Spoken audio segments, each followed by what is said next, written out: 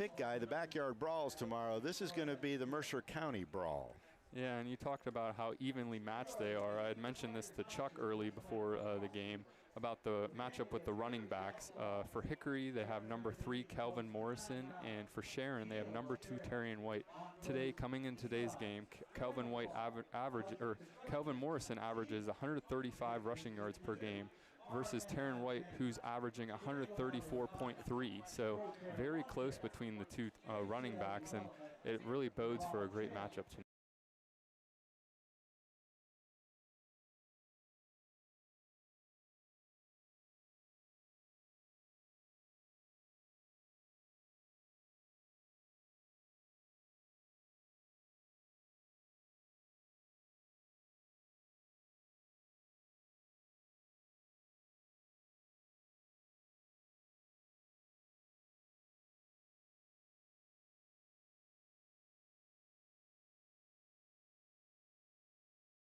Very well. Mirlon Peterson, when he's got in, has done well. Marzair Gardlock has done well. So both teams feature a balanced attack. They can both throw the ball and they can run the ball, and they both have strong lines. That makes for an excellent football game. Yeah, and that rushing attack from both teams really bodes well for both of them with that play action and really sets up that pass. So with that, we'll take one more break, and we will have some more thoughts after this. Warehouse Sales is your fishing gear destination, including PA fishing licenses, lures, lines, and more. Visit us on Facebook for daily deals or take the short drive to Sharon, PA today. Hard to find parts and accessories for any job, indoor and out. From gardening to gearheads, pest control to plumbing, we're Warehouse Sales. Chances are if we don't have it, you don't need it. Take aim. Warehouse Sales now carries Pennsylvania hunting licenses, plus hunting blinds, trail cameras, outdoor accessories, and more. Warehouse Sales in Sharon, PA. Hi, this is Steve Sherman of Sherman Funeral Home and Cremation Service, and you're listening to High School Football on FridayNightPA.com. Back here live from Sharon Tiger Stadium. Still about 15 minutes before kickoff. We have the cheerleaders for Sharon Tigers and the marching band coming out on the field. Looking forward to this game. One thing worth mentioning, they had the coin toss. Sharon won the toss and deferred, and then Hickory decided that they will return the ball first. So it doesn't really matter, I don't think. Hi, this is Steve Sherman of Sherman Funeral Home. It doesn't really matter in this case who's returning the ball first, as both have a prolific offenses, but still an interesting strategy by both sides. Well, you know, Sharon wants to get the ball to start the second half of play. They're hopeful that their defense can force a 3 and out. Hickory against Farrell, if you may remember that game, Hickory got the ball first, drove down, stalled. Farrell drove down, stalled. Then Hickory got the ball, or Farrell, I can't remember if they fumbled. Hickory got the ball and then went on a very controlled offense. They ran the ball, they ran the ball, they ran the ball. They chewed up most of the first quarter of play and put points on the board. So they've demonstrated that they can do it purely on the ground, and we witnessed last week at Conneaut that they can score very rapidly with any number of their playmakers. Yeah, and what I'm kind of hearing too is you're spotting trends happening throughout these games with the teams, and I kind of had that as well with the scoring. It's kind of interesting between Hickory and Sharon. In the first quarter, it's kind of even. Hickory averages 9 points, while Sharon about 7. In the second quarter, it's this is when it uptick. Hickory averages 16 points, while Sharon averages 17 points. So both teams look to kind of score and end the half on a high, it seems. And then in the third quarter, Hickory averaging only 4.7 points, while Sharon averaging 7. So Hickory, it seems to be, is starting the second half a little bit slow this half. So I'm sure that will be a key emphasis in this game. And then in the fourth quarter, it's kind of evened out around 7 points each. So a kind of interesting point there for the Hickory if they're able to kind of shake that off in this game. Well, I that's a really good point, Kevin, and I think part of what plays into that is exactly what you just talked about, the coin flip. Hickory had the ball first against Farrell. Hickory had the ball first against University Prep. Hickory had the ball second against Conneaut, but clearly I think Conneaut was outclassed in that game. Once Hickory did them a 3 and out, got the ball, they scored immediately. So they got the ball first for the most part in all 3 games and didn't get the ball to start the third quarter of play, and hence you're seeing a reduction in scoring in the third quarter of play. It's supposed to be that way. And with other games around this city, we have Farrell Steelers coming in at 1-1 at the Mercer Mustangs, who are 2-1. Great matchup there.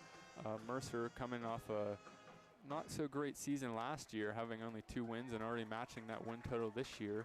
Mercer won last week at Lakeview, who are having a not so great year at coming in at 0-3. They won 14-6. In the other games, we have General McLean Lancers at the Franklin Knights. General McLean coming in at 2-1, while Franklin's 0-3. We have the Sharpsville Blue Devils, who are 0-3, at the Reynolds Raiders, who are 3-0. We have the Grove City Eagles, 2-1, at the Slippery Rock Rockets, who are 1-2, who lost last week to these Sharon Tigers. We have the Titusville Rockets, who are 0-3, at Conneaut Area Eagles, who are 2-1.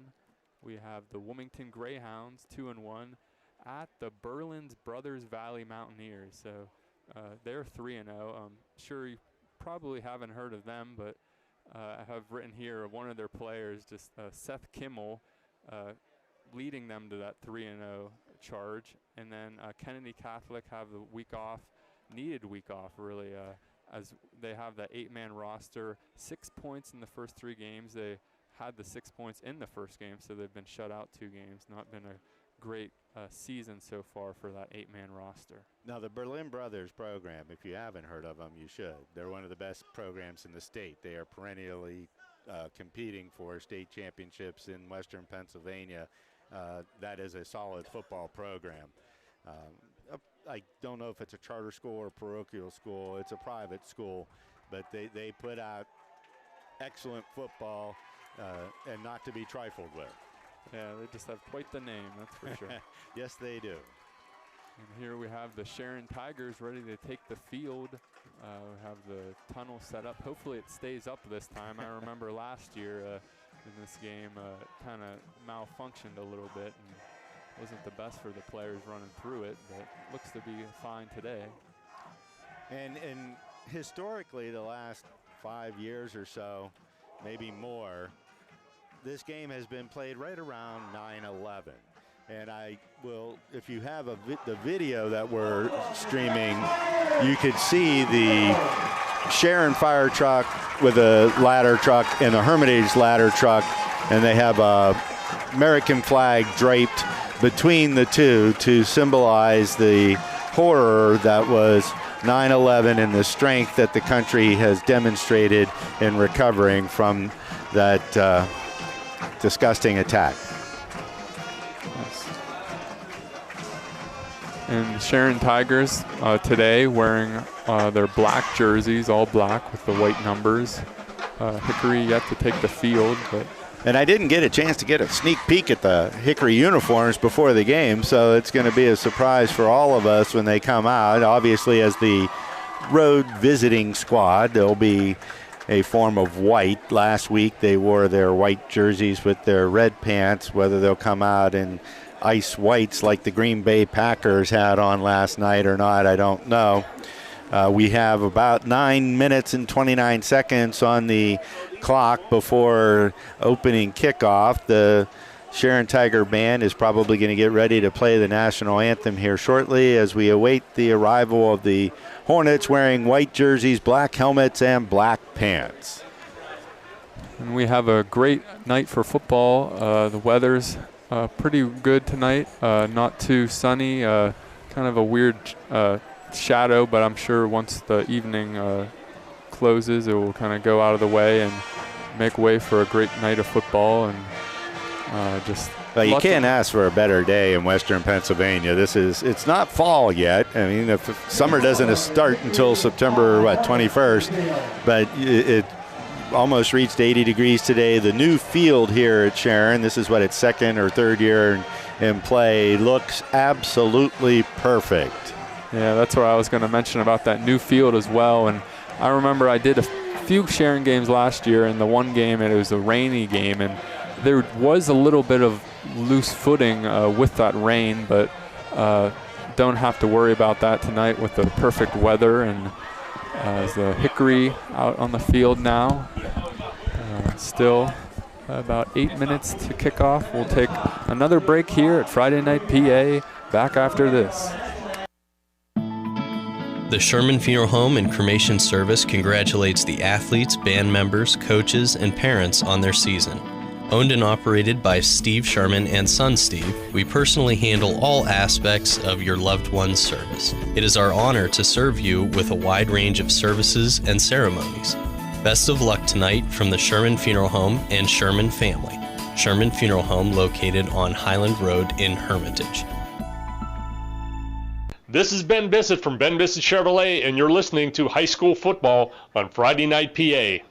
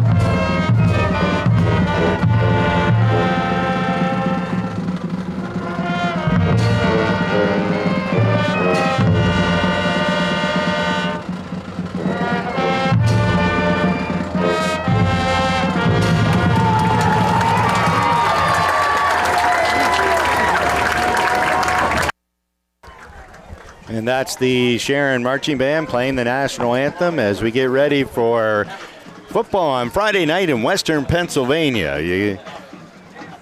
I participated on a message board for the Pitt Panthers, and somebody had posted, does anybody go to Friday night high school football games anymore? And my question is, how could you not? Yeah, great games for sure across the board, and great game here tonight. Going to be really hard to tell. I mean, I want to say high-scoring game, like I kind of thought with the Farrell game, but that was just a close game overall. So just expect a close game really here tonight, whether it is high-scoring or low-scoring. So about 4 minutes here till kickoff.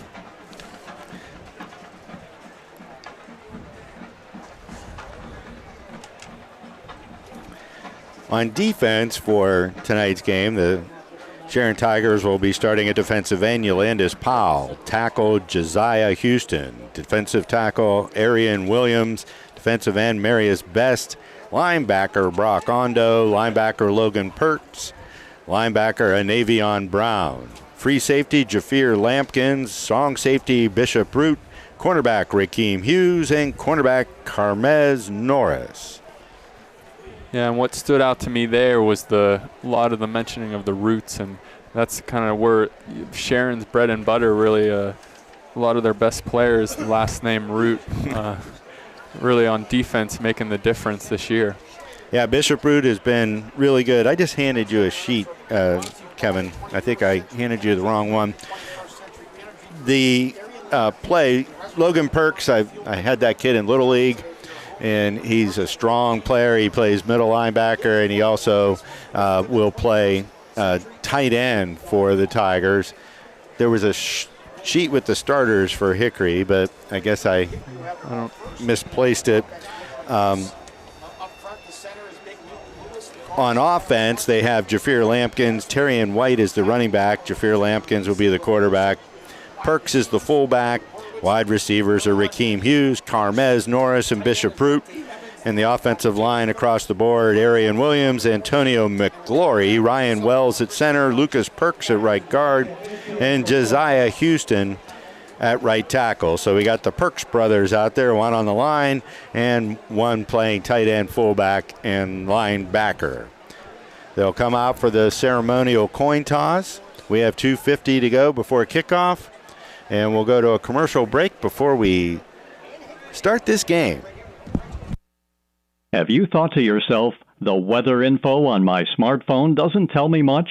Then give Time and Temperature a call. Time and Temp has been around for decades, but not like this. Time, temp, and the forecast quickly and accurately. Then you can get on with your day. In the Shenango Valley, 347-7751. Greenville, 588-2300. Grove City, 458-5800. Save it in your contacts for easy dialing. High school football is on the air. Friday Night PA is pleased to present tonight's game. This Friday Night PA broadcast, both live and archived, are the exclusive property of Friday Night PA and Wallace Marketing and Media. They are produced for the private use of our audience, and any rebroadcast in full or in part is strictly prohibited without the express written consent of Friday Night PA and Wallace Marketing and Media. Now, here's our Friday Night PA broadcast team.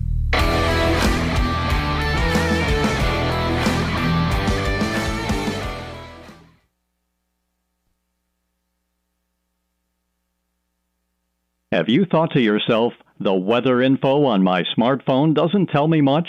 Then give Time and Temperature a call. Time and Temp has been around for decades, but not like this. Time, temp, and the forecast quickly and accurately. Then you can get on with your day.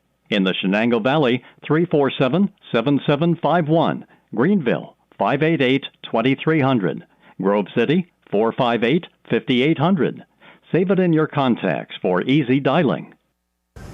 So we're back here at Tiger Stadium, and the Hornets will receive. They'll be coming out of the north end zone. Sharon kicking off and will be defending the south end zone. The starters on offense for Hickory at quarterback Christian Dungy, running back Kelvin Morrison, H-back Jaden Phillips, tight end Dante Evans, wide receiver Trevor Borowitz, tri receiver Merlon Peterson, and on the offensive line, Colton Bernice, Adam Tonti, Luke Lewis, Amari Gillespie, and Will Hosick.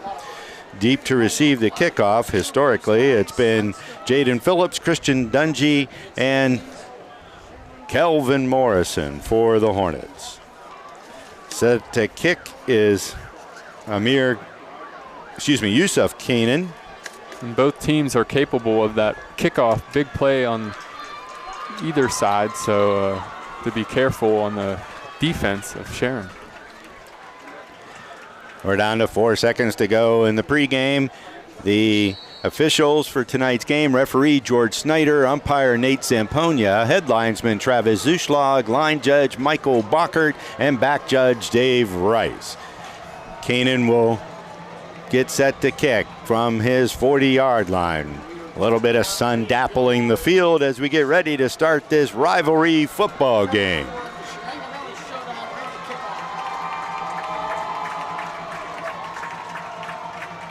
And he's going to squib a short kick to an up man, taken there at the 30, going around the left side and out across the 40. And then you kind of tell maybe Sharon heard me there. It seemed a kind of short kick. They didn't want to get it in the hands of any of those playmakers of Hickory, and kind of squibbed it short. And there is a flag on the play, though. I couldn't see who got the ball. I want to say Dylan Gardner, but that would be a guess. Right now the ball is placed at the 43. Let's see what the call is from referee Snyder. And it'll be a personal foul against the Tigers, and that'll march the ball into Tiger territory for the Hornets to start their first drive of the evening. Great starting field position here for Hickory, looking to strike first. Well, the tempers are flaring on the first play of the game. I thought we might get 1 or 2 in before the penalty flag started to fly, but not to be the case. And I believe in the game last week at Slippery Rock, there were close to 30 penalties between both the Tigers and the Rockets. I hope we don't see that again. I'd rather see just good football. Penalty will mark the ball down to the 43 of the Tigers, where the Hornets will start 1st and 10. Dungy working out of the shotgun. He's got Kelvin Morrison on his right side. To the left side of the line, you got Phillips and Borowitz with Dante Evans now moving in motion with Matthew Myers over to the right side of the line. They bring Phillips in motion. Fake the pitch. Then Dungy takes it himself. He'll weave himself across the 40 down to around the 37. Logan Perks coming up, having made the tackle, and we'll give him a gain of about 5. So that's a good play there to start off for Hickory. Just get Dungy a little involved, get him some contact, and get him in this game after that great game he had last week. And he had those 2 big tight ends. Well, Evans and Myers leading the way.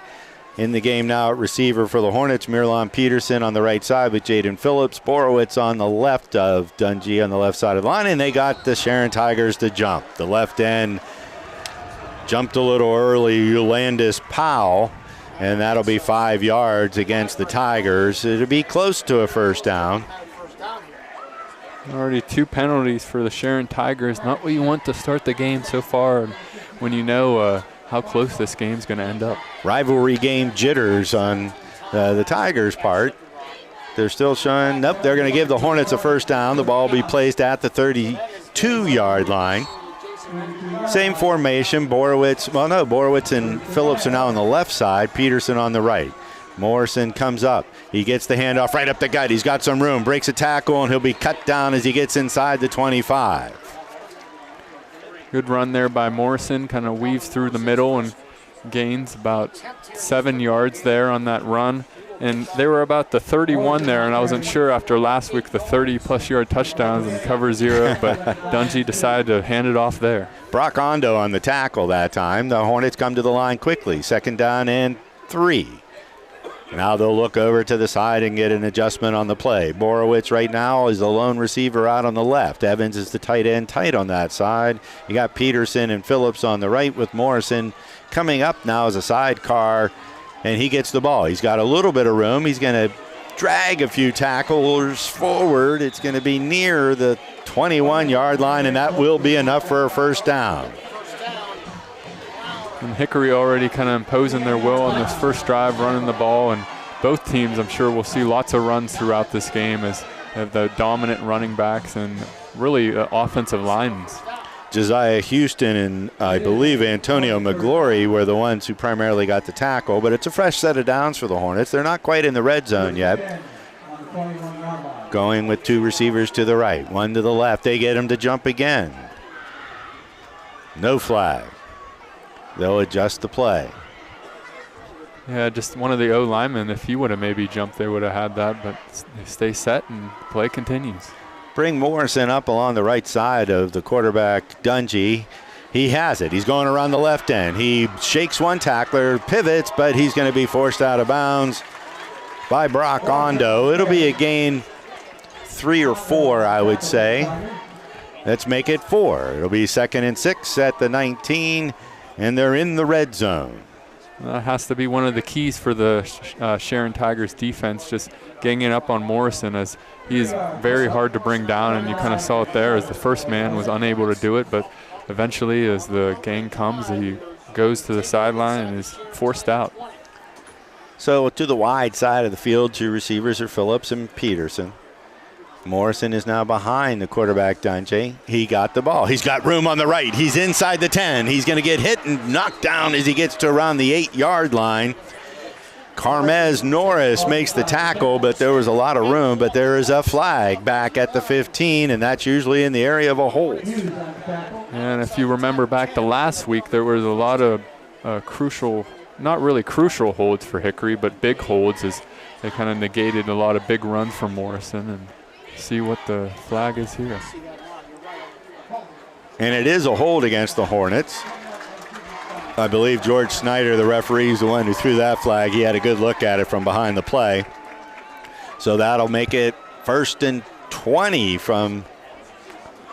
second down, and it should be 16. And the ball is placed at the 28-yard line. They got to get down to the 12. So a big flag there negates that big play and kind of moves the Hickory offense back and sets up them at the 28. I'm wondering if we're going to see that pass to the tight end of the receiver down the middle of the field. No, Dungey keeps it himself. He doesn't have a lot of room, but he makes a little bit of room till he runs straight into Carmez Norris at around the 26-yard line. Yeah, and Carmez Norris already making his presence felt on defense. We know he is an exceptional receiver on offense, but also on defense making some good tackles here. It'll bring up 3rd and 15 for the Hornets. 2-down territory. I don't think their kicker can get a 40-yarder. He tried a 35-yarder at University Prep, and it was a little bit short. He had good leg. It was heading towards the goalpost, just a little outside of Calamdera's distance.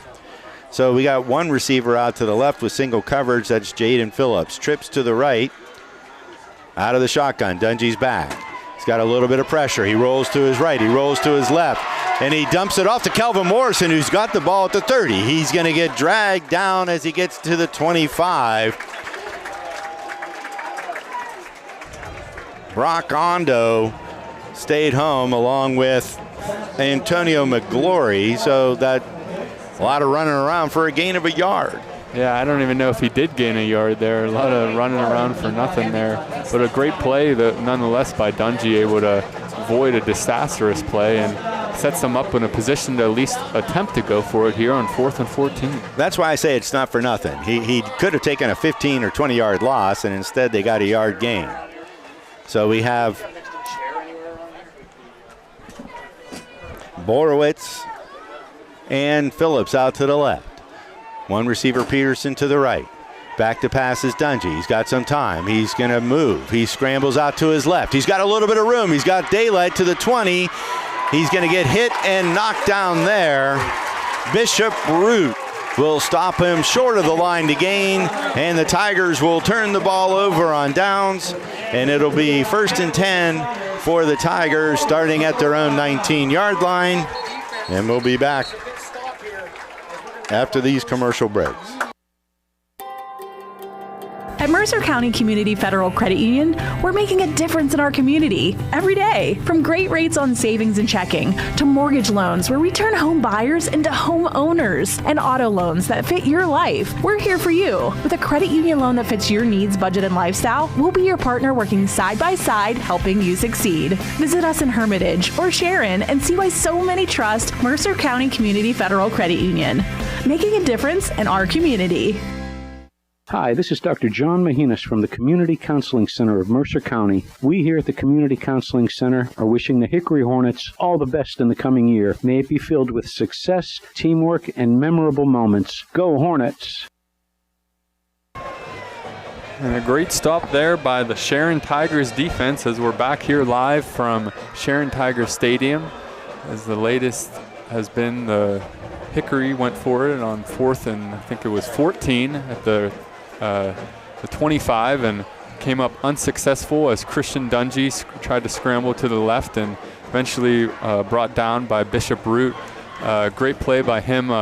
He looked like he had a bunch of space there on the left side, but Bishop Root was fast to close it down. And on that first, the play prior, it looked like they maybe had Jaden Phillips on the left side open, and I think that's what he was looking for on that play as he was looking to his left. That he eventually had to just scramble to his left and did what he could do. All right, so the Tigers will start with 2 backs alongside the quarterback, Jafir Lampkins. And they bounce the snap to him, but he gets the ball over to Bishop Root, who goes around the left end. He's going to get out across the 25 and close to the 28-yard line. So it'll be a gain of 10. They'll give him a first down on that. And I believe that was Jakai Husband who made the tackle, but that'll move the chains. You don't really normally see Root running the ball, but just a really good runner there and able to get the yardage. There is a flag. It looked like they got the left guard or left tackle for the Hornets to jump on that snap, clap snap. And that'll move it 5 yards out to the 34-yard line and bring up a 1st and 5 for the Tigers. I think it might have been Dante Evans, maybe a jump there, the D line for Hickory. I don't think it was Evans. I think it was Logan Byerly, 55.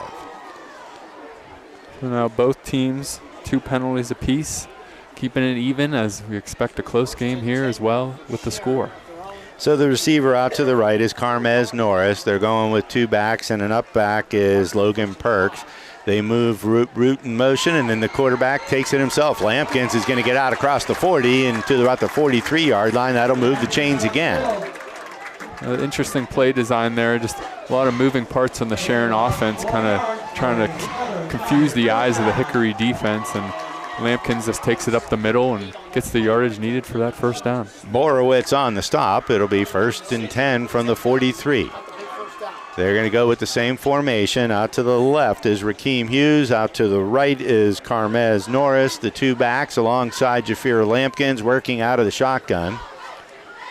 He's back to pass. He's looking out to his left. He's got a completion, and trying to break the tackle is Hughes. He's not able to do it. Tackle was made that time by Kelvin Morrison, but it'll be a gain of about 5 or 6. Let's give them 6. It'll be 2nd and 4 at the 49-yard line of the Tigers. Yeah, simple timing route there to Rakeem Hughes on the outside, and able to complete it for a simple gain of 7, and able to kind of maybe get something going there for Lampkins in the air. One of the things I noticed on the tape is that they do tend to throw to the short side of the field with Lampkins, and that's what they did right there. They give it this time to the running back. And Terrian White's got room. He's across the 50 down to the 40 and inside the 40. Great run there by White, and you can kind of see his elusiveness as well. Matches up with Kelvin Morrison. This time White takes it up the right side, able to hit the hole and get enough for the 1st down, and good tackle there by the Hickory defender as White was looking to make a move. And Bryson Applegarth, the backup running back. So they're working out of the same formation. They're going, it's kind of a 2-back set. They're going to fake it to White. Lampkin sees a room up the middle, and he's going to take it. He's across the 35 before he's dragged down by Amari Gillespie. But another good gain on 1st down for the Tigers as they're ripping off big pieces of yardage here play after play. That's a gain of 6. It'll be 2nd and 4. Yeah, it's hard whenever you have this many weapons to know who's going to get the ball, and you kind of have that same problem on the Hickory side of the ball as well, and we'll see that as the game progresses. Well, that was an option play. He could have gave it to White, and instead he pulled it back and saw room right over the left tackle and made a good gain. Now back to pass. He's looking to the far side. There's a receiver there, and it's going to be pulled in for the touchdown by Carmez Norris. So that's a 33-yard touchdown toss. Lampkins to Norris to put the Tigers on top 6-0 with 4:16 to go in the 1st quarter of play, and Sharon made it look easy. Yeah, great play there by Lampkins, able to spot the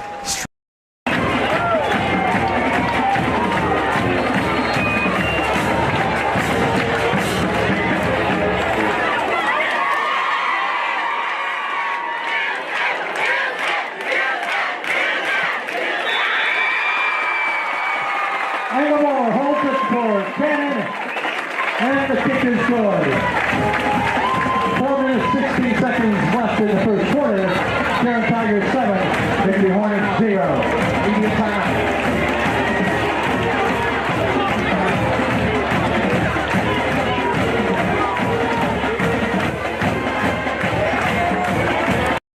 We're part of the fabric of the Shenango Valley. Every patient we serve is a neighbor, a friend, or a family member, and we take that responsibility to heart. From life-saving emergency services, including certified stroke care with teleneurology providers available 24/7, to everyday health needs, our team delivers expert, compassionate care right here in your backyard.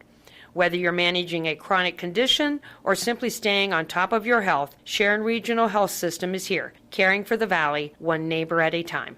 Hi, this is Tammy Calderwood from Mercer County Community Federal Credit Union, and you are listening to High School Football on Friday Night PA. Back live here, Kevin Davis with Mike Joanno at Hickory Sharon Tigers Stadium, actually, as the Hickory Hornets just conceded first to the Sharon Tigers with Jafir Lampkin's 33-yard strike to the right side to Mez Norris. So, and Carmez Norris had a nice step.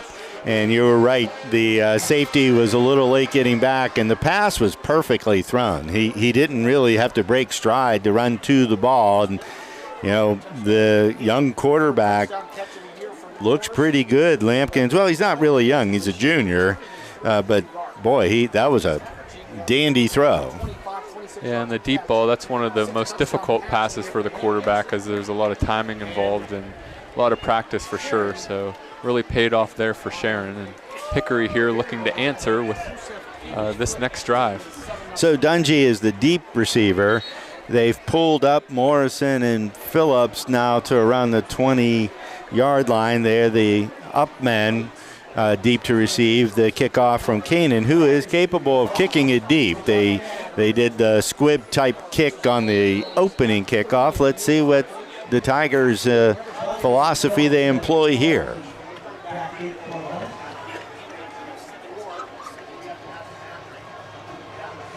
Kanan will kick it towards the left. It's going towards Jaden Phillips, who's going to pick it up at the 24.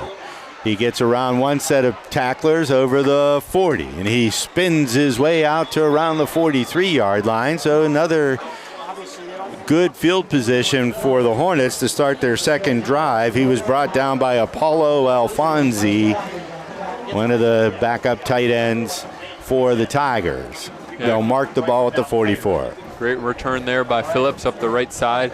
Didn't look like he had much space, but able to make the space himself and gain about 20 yards on that return. And what really see about with Phillips is his ability to kind of just fall forward and gain those extra yards as he's able to on that kickoff. So the Hornets come out with trips out to the wide side of the field, which is Dungy's left. They've got a tight end, Ovens, tight to the right, and Morrison is on his right side. He's back to pass, looking left. He's going to take it over the 50. He's got space at the 40. Avoids it. No, he can't avoid the tackle at the 38, and he'll be tripped up by Jafir Lampkins as he gets down to the 36. It looked like he was going to sidestep that tackle, but Lampkins got his ankle and brought him down. Yeah, and a great run by Dungy. Really set up by that block by Kelvin Morrison in the middle. I couldn't see who he blocked, but he blocked him straight to the ground and set the way for Dungy to get that long gain. Trips to the left. Morrison on the left of Dungy. He's looking to his left. He's going to get it over the middle. Complete to Phillips, who makes a little juke move, but he doesn't get past the tackler, Carmez Norris, and so it'll be a gain of about 4. Carmez Norris already some big tackles today. I think that's his third tackle of the game. Kind of slams Phillips down. A little slow to get up, but back in the huddle now. So 2nd and 6. And the ball will be placed at around between the 32 and the 33. So a long 6. Trips now to the right, which is the wide side of the field. Morrison on the right of Dungy. They hand it to Morrison up the middle, and he gets buried as he gets to the line of scrimmage. Stone Root was right there waiting for him.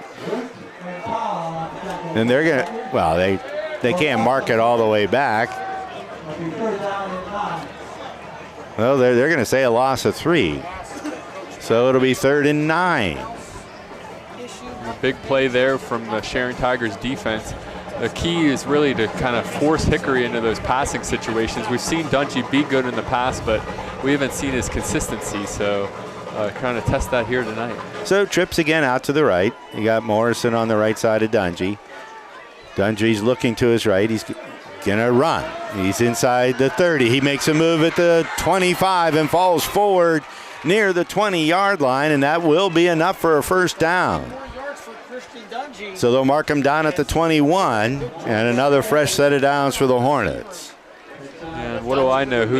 What do you need to throw for if you can just take it up the middle for 14, and Dungy's able to just do it himself and get that first down, and much needed first down to kind of halt the Sharon momentum. Trips to the right.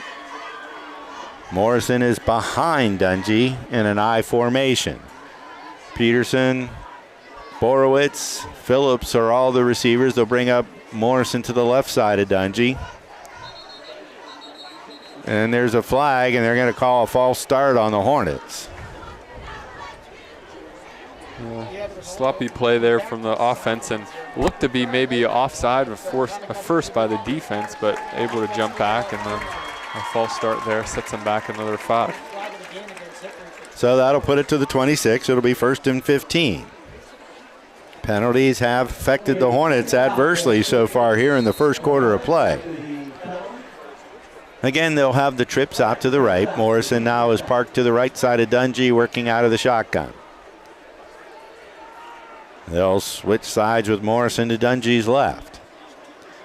They'll give it to Morrison. He's got a little seam. He breaks one tackle. He'll get across the 20, and he'll be dragged down at around the 19-yard line. Tackle made by Yolandis Powell. So it'll be 2nd and 8 now. Morrison kind of able to make up for that last loss there and get him back on track here. 2nd and 8 for a Hickory Hornets offense.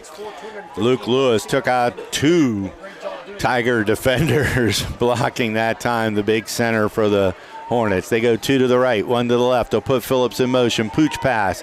He's going around the right side. He cuts it up. He flies in the air over the 15 and down to about the 14 with Logan Perks holding on to him.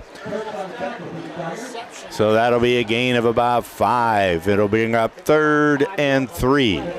Ball's placed at the 14. The line to gain is the 11. Tammy Calderwood from 40 seconds to go in the first quarter of play. Yeah, been a fast-moving half so far as Hickory offense doesn't looks to do one last play here before the end of the first quarter. Matthew Myers comes in. They'll have a 2 tight end set with him and Evans. They're both aligned on the left side of the line of scrimmage, which is the wide side of the field. 2 receivers to the short side. Dungy gives it to Morrison. No, he keeps it himself. He's got a seam. He's inside the 10. He's down to around the 5-yard line. And that'll be a first down for the Hornets, and it'll be 1st and goal. They'll stop the clock to move the chains. The ball's placed at the 5, but I'm guessing that the Hornets are going to let the quarter expire with the score. Sharon 7, Hickory 0, and Hickory at the 5. Looking for a timeless treasure? Discover the magic of King's Jewelry, a family-owned gem since 1914. We're excited to announce our brand new location at 2220 East State Street in Hermitage. Whether it's an engagement ring, a special gift, or a stunning statement piece, our expert jewelers are here to help you find exactly what you're looking for. Join us for our grand opening, enjoy exclusive offers, and discover why generations have trusted King's Jewelry for the most cherished moments. King's Jewelry, celebrating love for over 100 years. Warehouse Sales is your fishing gear destination, including PA fishing licenses, lures, lines, and more. Visit us on Facebook for daily deals or take the short drive to Sharon, PA today. Hard to find parts and accessories for any job, indoor and out. From gardening to gearheads, pest control to plumbing, we're Warehouse Sales. Chances are if we don't have it, you don't need it. Take aim. Warehouse Sales now carries Pennsylvania hunting licenses, plus hunting blinds, trail cameras, outdoor accessories, and more. Warehouse Sales in Sharon, PA. Nobody plans to get hurt at work, and when I did, I had no idea what to do. So I called the Joanno Legal Group. The insurance companies have attorneys on call. You deserve to have one too. You deserve to know your rights, and you deserve to have answers to all your questions. Call the Joanno Legal Group toll-free at 888-347-1411. There's no fee unless we settle your case or have to fight to protect your benefits. Please visit us at joannolegalgroup.com or call us toll-free at 888-347-1411. Joanno Legal Group, when you deserve more. No fee unless we win or settle your case. The Sherman Funeral Home and Cremation Service congratulates the athletes, band members, coaches, and parents on their season. Owned and operated by Steve Sherman and son Steve, we personally handle all aspects of your loved one's service. It is our honor to serve you with a wide range of services and ceremonies. Best of luck tonight from the Sherman Funeral Home and Sherman family. Sherman Funeral Home located on Highland Road in Hermitage. You grew up knowing you could do anything. As a soldier in the U.S. Army, you'll test your limits and feel the pride of doing things you never thought possible. From working with computers, assisting physicians, or fixing helicopters, there's a job that's right for you. And those who qualify can get up to a $50,000 enlistment bonus for certain jobs. You earn money for college while learning how to be a team leader as you become part of a team. To find out more, visit us during a football game or go to GoArmy.com. Be all you can be. Paid for by the United States Army. Hi, this is Steve Sherman of Sherman Funeral Home and Cremation Service, and you're listening to High School Football on FridayNightPA.com. So the Hornets try a run play on the first down and goal from the 5. Kelvin Morrison, no room at the end, and he'll be stopped at the line of scrimmage. So it'll be 2nd and goal from the 5. Morrison so far has had a pretty good game so far. Looking to capitalize this drive here and kind of regain momentum for Hickory Hornets. So Evans is tight to the right as the tight end along with Myers, who's playing double tight there. Dungy gives it to Morrison. He bounces it outside. He's going to get into the end zone for the Hornet touchdown. 5-yard scamper for Kelvin Morrison. Shook off the first would-be tackler. Was able to bounce it outside and get into the end zone. So with 11-12 to go in the second quarter of play, the Hornets have now made it 7-6, and Callum Dara will be in to attempt the extra point. Will Hosick is the snapper. Another great run there from Morrison, as we've seen throughout the season.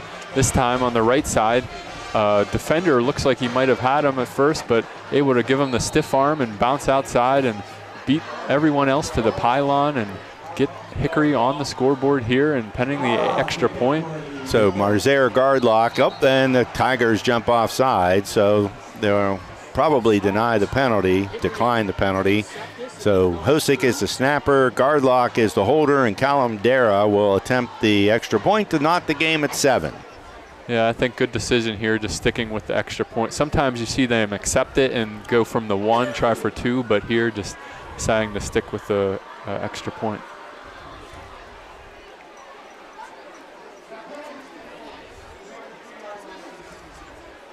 All right, referee George Snyder signals that the penalty is declined, and will line up to try the extra point again.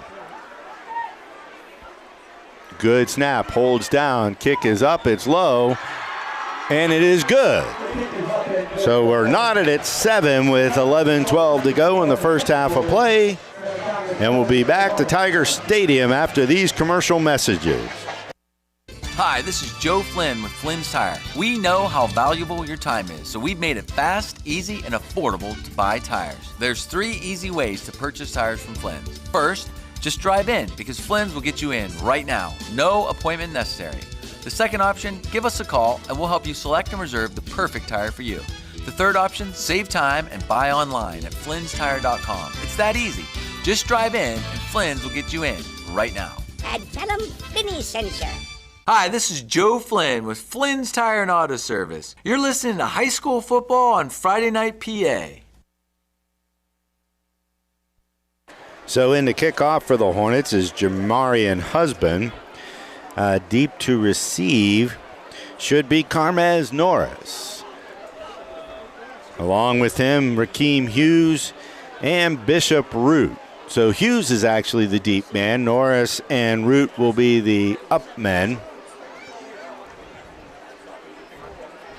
As we wait for them to give the ball to Husband to kick off. And they're going to run it out to him now. So both teams have been able to move the ball, Kevin, but the Tigers were able to stiffen up on that first drive against the Hornets. Yeah, you had mentioned about the Hornets getting the ball first, and that might end up proving dividends if Sharon can somehow managed to double up before the end of the first half, but still a lot of time here in the second quarter as it just started. And it's a short kick going towards an up man, pulled in at the 28-yard line, moving across the field and dragged down there by a host of Hornets. Looks like Jaden Phillips and Ja'Kai King, along with 21, who is Logan Bromley. So they'll mark the ball down at the 25, it looks like. Nope, they're going to put it out to the 27 where he was originally hit, and that's where the Tigers will start this drive. And that was Kylan Wilson on the return for the Tigers. He's one of those interesting players. As last year didn't really get that many snaps being an underclassman and having those upperclassmen performing so well, and still looking to get more opportunities, but when he does, he seems to make the most of it. So they're going to work out of that two-back set again. Lampkins is the quarterback. He's got one receiver out wide right and one to the left. They're going to give it to... Uh-oh, looks like there's a face mask. Rakeem Hughes reverses field, and he's got room. He's across the 50, down to the 40. He'll be tackled inside the 50 at the 48. Coming up to make the play was Marzair Gardlock. It looked like it might have been a face mask, and I think the defender thought he had the face mask, and he let go and then just stomped. And that gave Hughes the ability to reverse field and break a big gain. So they're going to mark him down at the Hornet 45, 1st and 10 for the Tigers. Yeah, and you can tell this game means a lot for the Sharon Tigers. Is already kind of throwing a little bit of a trick play there with the reverse toss there to Hughes as he takes it back the opposite way for the big gain. So again, the two running back set, they're going to give it this time to Root, who dances his way inside the 45 down to about the 41 where Luke Lewis will make the tackle. Let's say a gain of 4. It'll be 2nd and 6. And Root with a good gain there on first down. It's really good to see him running like that. I remember I did a lot of Sharon games last year, and he was injured a lot, so good to see him out there giving his good effort. They're going to adjust the play. Again, they have one receiver out to the left is Syleem Smith. One receiver out to the right is Norris. Root and White are the backfield. Move Perks in motion over to the left side of the line. And they give it to White, going over the left side of the line. He's got room. He's going to get around the corner, and he'll have the first down, and he'll be down near the 30-yard line. In fact, they'll place him at the 30, and it's another first down for the Tigers. And teams have had success attacking the left side of the Hornet line. That's where Farrell ran the ball. We saw University Prep run the ball to the left, and now the Tigers are doing that. Even Hume's big drive or run, he started out to the right but reversed and came back to the left. Yeah, and it's always trouble whenever you have those guards pulling for the Sharon Tigers, and they were pulling there to the left side, and Terry and White able to just kind of follow the guard and get the big gain there for the first down. So we got the same formation right now. We got Root and White in the backfield. Smith out to the left. They're going to put Root in motion, and this time Lampkins keeps it, and big Luke Lewis will swallow him up after he gets a gain of about 3, maybe 4. There is a flag on the play.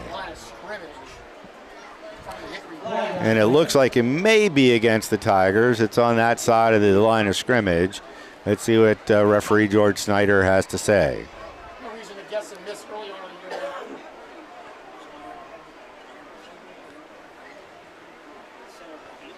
This is Ben Bissett from Ben Bissett Chevrolet. For over 67 years, we've been serving the Mercer County area with quality sales, service, and leasing. Inventory, competitive pricing, and outstanding service, and always a great selection of pre-owned cars and trucks. And service is open late on Thursday nights and on Saturday mornings for your convenience. Find us at BissettChevy.com or stop by on Route 19 just south of Mercer, PA. That's Ben Bissett Chevrolet.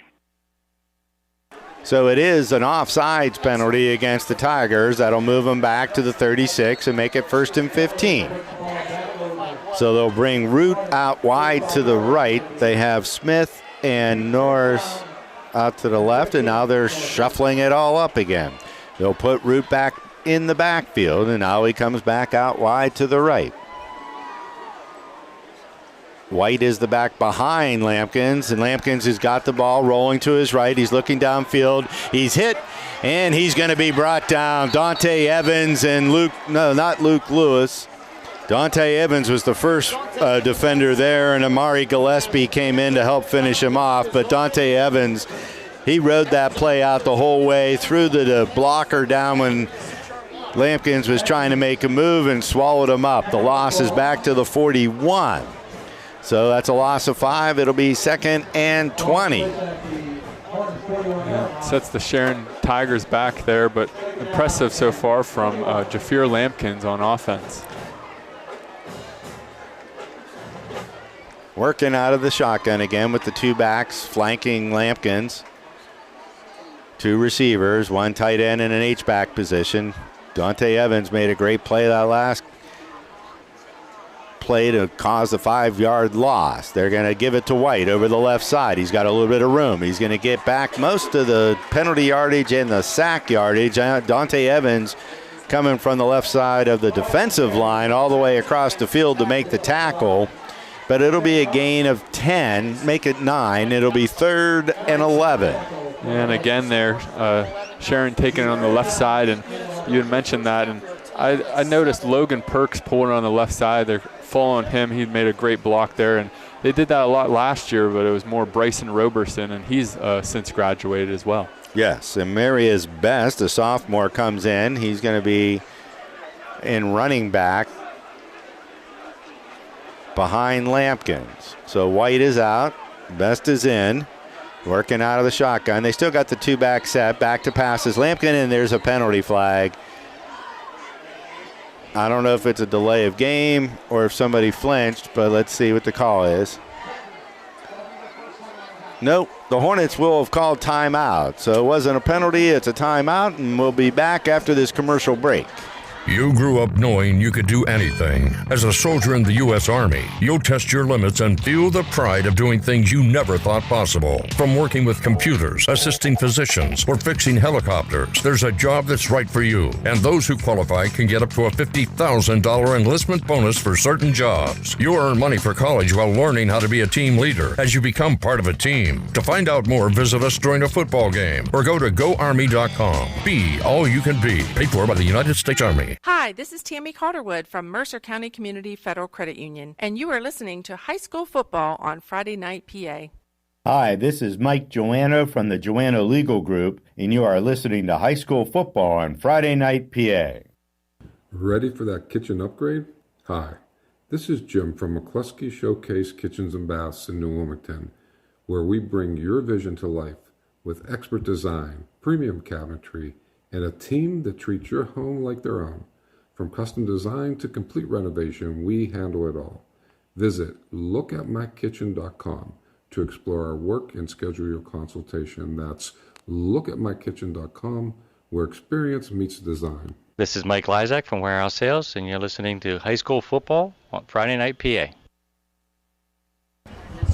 All right, we're back to Tiger Stadium. We're awaiting the WKBN TV timeout. The blue-shirted representative is weaving his way towards the sideline, but not off yet. If you go to a college or major college or a pro game, they have them standing there with a clock. We don't get that advantage here on Friday Night Lights. But the Tigers now are looking at a 3rd and 11. The ball is outside the 30-yard line. They've got trips out to the right. One running back is White behind the quarterback Lampkins, and one receiver out split way to the left. Lampkins is looking to his right. He gets it out. It's tipped at the line of scrimmage, and I think it was Dante Evans again who got his hand up and knocked that pass and disrupted it, so it'll bring 4th and 11. You're a little too close to punt and too far to kick, so I would expect the Tigers are going to go for it, and they keep their offense on the field. A great play by Dante Evans. He had the sack earlier, and then this time breaking up the pass and forcing the 4th down. And he made the tackle on the run on the other play. So Lampkins is back to pass. They're rushing 4. They get a little bit of pressure. He rolls out to his right. He's going to throw downfield, and it's going to be incomplete. Jaden Phillips on defense. The pass was intended for Bishop Root, and the ball will turn over on downs with the Hornets taking over at the 31-yard line with 7:20 to go in the first half of play. And a tough break there for the Sharon Tigers offense as Jafir Lampkins decides to scramble out to the right and not quite able to connect. I think it was Bishop Root on the sideline, and I think Lampkins thought he maybe didn't have as much time as he had as he was rolling out and didn't plant his feet to make that throw. But well, the Hornets dropped 7 in defense, and so tough luck is oftentimes a result of good defense, and I think that time the Hornets put light pressure on with just the 4 rushers. They didn't bring any extra, and they put 7 back in the defensive backfield and left nobody really open. If it was complete, it wouldn't have been a first down. Dungy now hands it, fakes it to Morrison. He's throwing it back to Phillips, and he breaks 1 tackle, breaks 2 tackles, gets out over the 35 to about the 36. Bishop Root and Navion Brown with the stop, but it'll be a gain of about 5. Make it 6, 2nd and 4. The ball's placed at the 37-yard line. And you've kind of seen that throughout the season so far between Phillips, Dungy, and Morrison being those key players for Hickory, and it's just about distributing when to give who the ball and kind of seeing that play out here tonight. So Dungy in the shotgun, Morrison alongside of him. They're going to give it to him this time. He's dancing his way over the middle. He breaks it out to the right side. He makes another move, but he can't shake the tackler at the 46. Bishop Root holding on, but a great run. Trevor Borowitz was throwing a nice block out there, but along with Will Hosick, who was downfield blocking, if he breaks that tackle, he could go the distance. So Bishop Root with a touchdown-saving tackle that time. But it'll be a fresh set of downs at the 44-yard line of the Hornets with 6:25 to go in the first half of play, with the score knotted at 7. And not the cleanest tackle, but effective for Root, able to just hold on to his foot and bring him down there. Holding on for dear life. Working out of the shotgun is Dungy. They're going to put Myers in motion, and he's going to shuffle back along the right side. He gets it to Morrison. There's some defenders there. He's going to try to wake. Oh, what a spin move he makes. He gets across the line of scrimmage and near the 50-yard line, and that was pure determination by Kelvin Morrison, and he picks up 6, almost 7 yards. Yeah, it looked to be dead to rights there. The defender, one of the defenders had touched him immediately after he had gotten the ball, but Morrison able to kind of make magic with his feet and get back to past the line of scrimmage and gain 6 yards. So they'll put the ball at the 49 of the Tigers. It's given them a game of 7. It's 2nd and 3. Again, Morrison is the back behind the quarterback, Dungy. Got 2 receivers out to his left. They're going to bring him along the right side. Dungy's going to keep it. He's going to go the right side. He's got it the first down. He'll be cut down there on a nice sliding tackle. I'm going to give that to Rakeem Hughes, but there is a flag on the play at the line of scrimmage. And you've seen this pattern occur these past few weeks for Hickory. It seems to be another holding penalty as they're already moving back, and a detrimental penalty there kind of stunts that drive and moves them back. So in other scores of other games, Farrell has opened up a big lead, 34-0 on Mercer in the first quarter of play. Reynolds leads Sharpsville 23-0 in the second quarter. Slippery Rock opens up a 14-0 lead over Grove City in the first quarter. Wilmington 7, Berlin Brothers Valley 0. That's a big game. Lakeview and Maplewood are scoreless in the first. Corey over Girard 7-0, and Oil City 2, Meadville 0. I wonder if it was a 2-run homer. 2nd and 13. Dungy back to pass. He's got pressure. He shakes off one tackler, splits the other 2, gets it to Morrison, who shakes off another tackler. He's getting around the right side, and they had to break 5 tackles to gain 2 yards. Yeah, I know. It's quite the play there from the Hickory offense, and looked to be Marius Best, I think, for the Sharon Tigers in the backfield, who actually saw some touches at running back last week and was quite effective.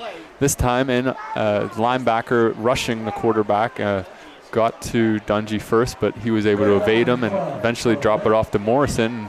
He eventually made some moves and I think they got back to about the line of scrimmage there and brings up third down. Yeah, I'd say he gained 2, maybe 3. It's going to be 3rd and 12. Borowitz out to the left. They haven't thrown that post pattern yet. I wonder when we're going to see that. They're going to put Morrison on the left side of Dungy.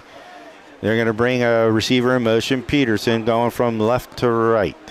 Excuse me, right to left. Looking to pass down the right sideline into double coverage, trying to get Phillips, and it's incomplete. And back there was Norris and Hughes, but Norris is holding his right shoulder and is laying down at the 10-yard line. That's a potential big loss for the Sharon Tigers as he's still down, and as they take a break on the field. We will take a break here at Friday Night PA. Back after these messages. Warehouse Sales is your fishing gear destination, including PA fishing licenses, lures, lines, and more. Visit us on Facebook for daily deals or take the short drive to Sharon, PA today. Hard to find parts and accessories for any job, indoor and out. From gardening to gearheads, pest control to plumbing, we're Warehouse Sales. Chances are if we don't have it, you don't need it. Take aim. Warehouse Sales now carries Pennsylvania hunting licenses, plus hunting blinds, trail cameras, outdoor accessories, and more. Warehouse Sales in Sharon, PA.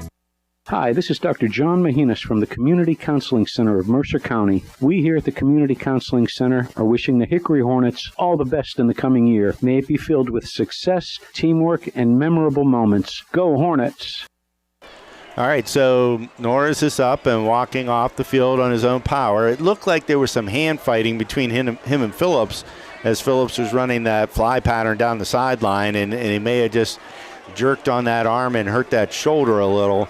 He was favoring his left shoulder. So to bring up 4th and 12, we have a TV timeout for WKBN, who's broadcasting this game as their game of the week. So we have a little bit of time. I don't know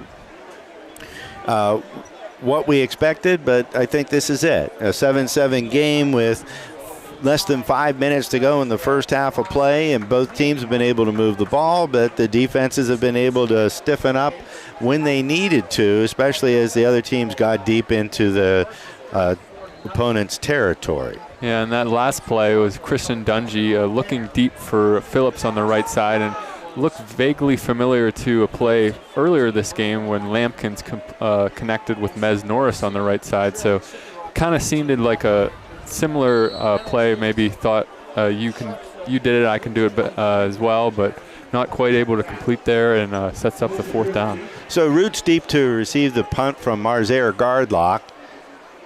Good snap. He's going to get the kickoff. It's a high, short kick. It went off the side of his foot. It's going to go down and out of bounds at around the 42. So I think they were trying to kick it high. I don't think they meant it to be that short. Either way, no return. The Tigers will get the ball in pretty good shape at their own 42 with 4:37 to go here in the first half of play, and we're knotted at 7. Things work out for Sharon. They can have the ball to end the first half and get the ball to start the second half. Not ideal if you're a Hornet fan. Yeah, I kind of alluded this earlier in the quarter with this possibly happening, and it kind of unfolded this way. See if the Sharon can take advantage. So the ball is placed at the 41-yard line of the Tigers. Norris is back out there already. He'll be split wide to the right. Hughes out to the left. 2 backs alongside Lampkins. And they're going to hand it to White going over the left side. He's got a little bit of room. Oh, he dances out of a tackle of Luke Lewis at the 45. Will get into Hornet territory down to about the 46-yard line for a Tiger first down.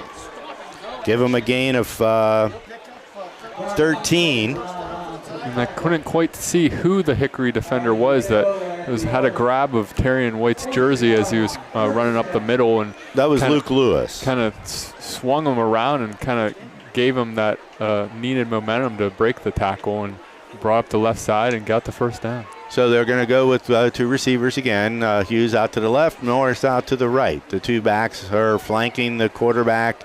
Lampkins working out of the shotgun with Perks as the up back. This time they give it to White going over. No, Lampkins keeps it. He tried to go back across the left, faked it to White coming along the right side. Evans, Borowitz, and Lewis all there on the tackle. And White should have maybe got that ball in the end, as you saw him at the end of the play kind of pointing to the, looking to the sideline and beating his chest, as kind of saying, my bad. He had one blocker or two blockers in front of him and only one defender, so a lot of green grass, but decides to so gain of 2, 2nd and 8. They're going to work Perks now moving over to from the left to the right, the two backs alongside the quarterback Lampkins, and now there's a flag from the back judge. No, from the umpire, excuse me. And it might be against the Tigers. And they're going to move them back 5. So it'll be 2nd and 13 from the 49-yard line. 3:46 to go in the first half of play. Clock stops on the penalty. And with these both teams having just a potent rushing attack, you kind of trying to jump that with the D line and got a little bit. So White's the only back this time. He's in an I formation, 2 receivers to the left. They give it to him straight ahead. He tries to burst through, holding on to him and breaking the tackle that time, Matthew Myers. But he'll pick up, let's say, 6, and they'll mark him down at the 43-yard line, and that'll bring up 3rd, and let's call it a long 7, almost 8. So you see the Hickory Hornets paying a little bit of respect now to Jafir Lampkins, playing 2 safeties here in the middle of the field. Well, I think they had respect for him coming into the game. I talked to Coach Dungy about that. They're expecting to see both quarterbacks, but they knew that this Lampkins was a dangerous player. I formation again. They give it to White right up the gut. He breaks one tackle. He's going to carry a host of Hornets over the 40, down to the 35, all the way to the 34, and that'll move the chains for the Tigers. With 2:59 to go in the first half of play, they're going to mark him down at the 33-yard line. And that was just straight ahead power football. They were able to turn Luke Lewis to the right and run off the left side of the center behind the left guard, and there was room there. And a great gain for the Tigers that time. Yeah, kind of able to just enforce their will there on 3rd and 7, running for the first down. They'll go back to the 2 running back set. 1 receiver out to the right, 1 to the left. This a low snap. Jafir Lampkins looking to his right. He's got pressure from Evans. He's getting hit from behind and rode to the ground, but he'll get forward momentum. That was Logan Byerly on his back, but he's going to get down to around the 29. So that'll be a gain of 4, almost 5. Yeah, I'm not really sure what kind of play design that was. He rolled out to the right and was looking for Carmez Norris. He was the only really guy he could have thrown it to. I think maybe Tyrion White maybe tripped on that play, kind of awkward, but Lampkin's able to gain 5 nonetheless. So it's going to give him 4, 2nd and 6. 2 receivers out to the right, up man to the right. Lampkins is in an empty back center. No, he gives it to White again, going right over the line. They're hitting it between the tackles this time. Borowitz and Evans make the stop, but that's going to be another first down. So they're down to the 21-yard line with 1:48 to go. I think Sharon should have their full complement of timeouts. The Hornets have 2. Yeah, it's getting close to the time where Hickory might even decide calling a timeout themselves, but kind of tricky here as clock ticks under 1:30. 2 receivers to the left, tight end tight to the left. White working in the backfield, and now it's a straight run by Lampkins right up the gut. They're attacking the middle of the Hornets this time. Matthew Myers is there to make the tackle. Luke Lewis there as well, but it'll be a gain 4 or 5 yards. Let's give them 5. 2nd and 5. The ball is placed just outside the 15-yard line. And this time, Jafir Lampkins takes the ball and able to get 5 yards as he's picking up from Tyrion White. So they faked White to the left. Lampkins is now looking to his left. There's a receiver in the open down in the end zone, Bishop Root, but it was a little too tall for him. And it'll bring up 3rd down and 5 from the 15. It stops the clock with 49.6 seconds to go in the first half of play. And the Tigers are knocking on the door inside the red zone at the 15-yard line. Yeah, Marzier Gardlock, I think, was looking in the backfield a little bit too long there and kind of benefited from the overthrow from Lampkins. So now they have one back. It's White. They're going to put Perks as an up back to the left. Two receivers, too tight. They're going to give it to White. Right up the gut. He's got room. He's going to spin off a tackle and into the end zone. And the Tigers were very effective running between the tackles on this drive. And they will put up a touchdown with 43.6 seconds to take a 6-point lead. Just what they needed there on that drive. Finished it off with White up the middle, and no one quite able to bring him down as he takes it inside zone and spins off a few tacklers and breaks the pylon and gets that touchdown and puts Sharon on top here, 14-7, pending the extra point. They fumbled it. They're going to give it to Englemore, who's running for his life, and he's going to be knocked down by Phillips at the 20, so the try is no good. And that'll make the score 13-7 with 43.6 seconds to go in the first half. And Tigers will set the kick off, and we'll be back after this commercial break.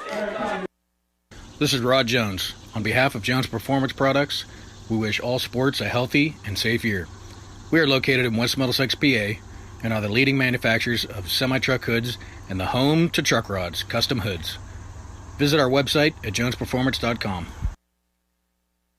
Hi, this is Jim McCluskey, founder of McCluskey Showcase Kitchens and Baths, and you're listening to High School Football on Friday Night PA.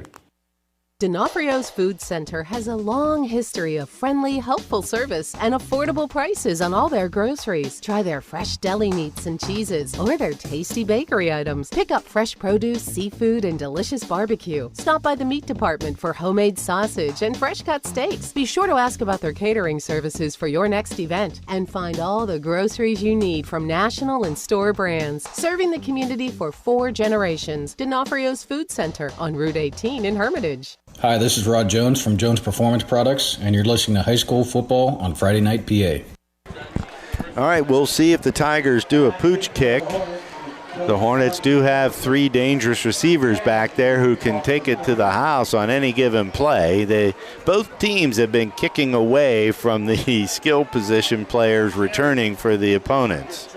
And that last play mentioned by Sharon, the missed extra point, not something you run into see as Ethan Englemore was the player that ended up with the ball, and not wanting to see him really take any hits as he's been injured. They kick it deep, and Phillips is going to pull it in at the 10. He's going up the right side. He shakes off one tackler. He spins off another. He gets free, and he cuts it back to the middle of the field, and he's shaking more tacklers as he gets across the midfield line, and there's a penalty flag at the end. It might be a horse collar, and Phillips may be injured. The way they tackled him, they brought him down on that left leg, and he's holding it up in the air.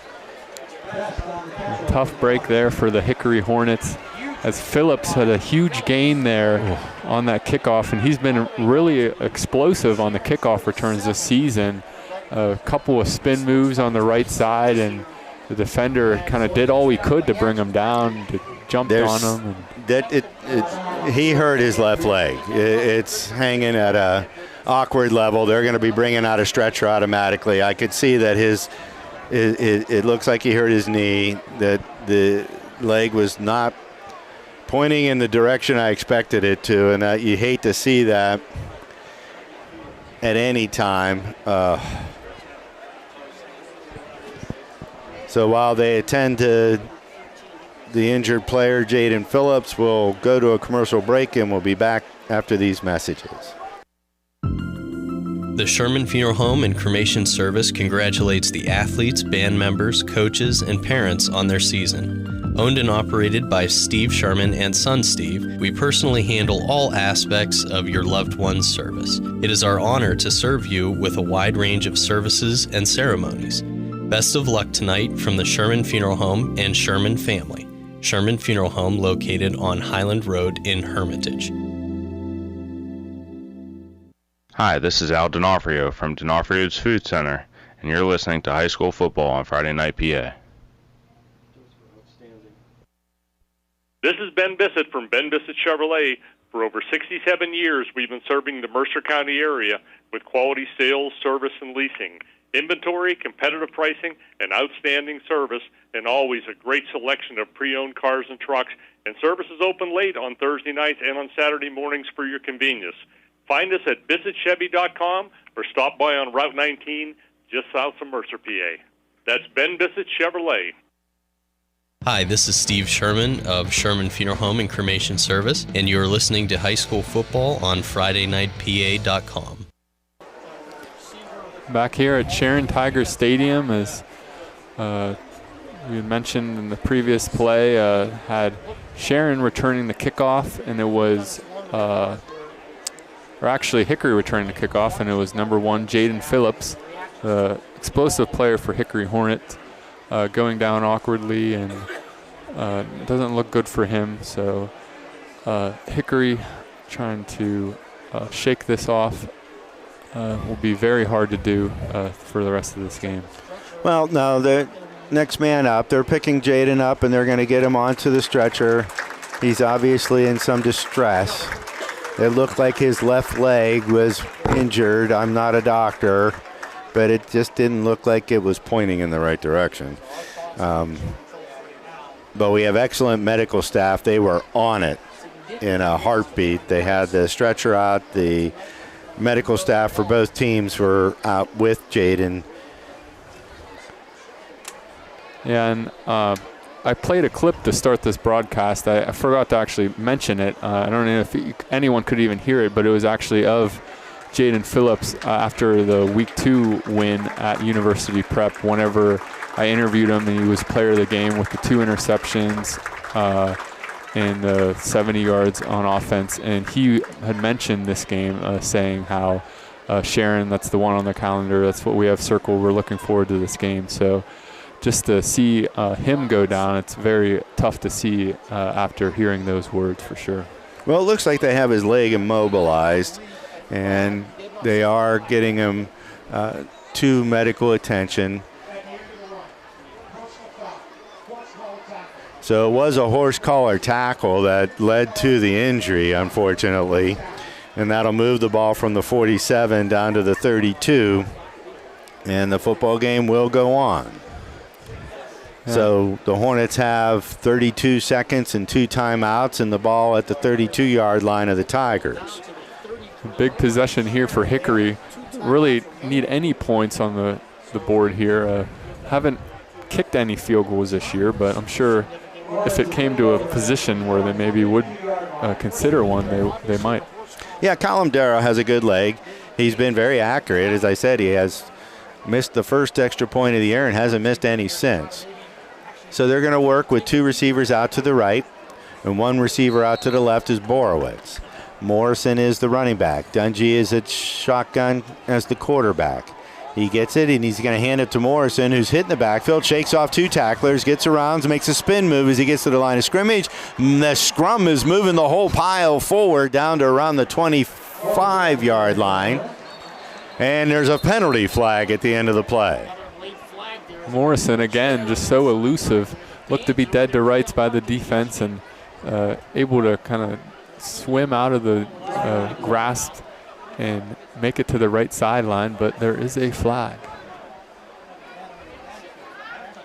I don't know who the flag's against. There was some talking that occurred after the play, and the flag came flying there, and they're conversing about it at around the 20-yard line. So we'll wait for them to signal who the penalty's against. The gain looks like it was down a gain about 9.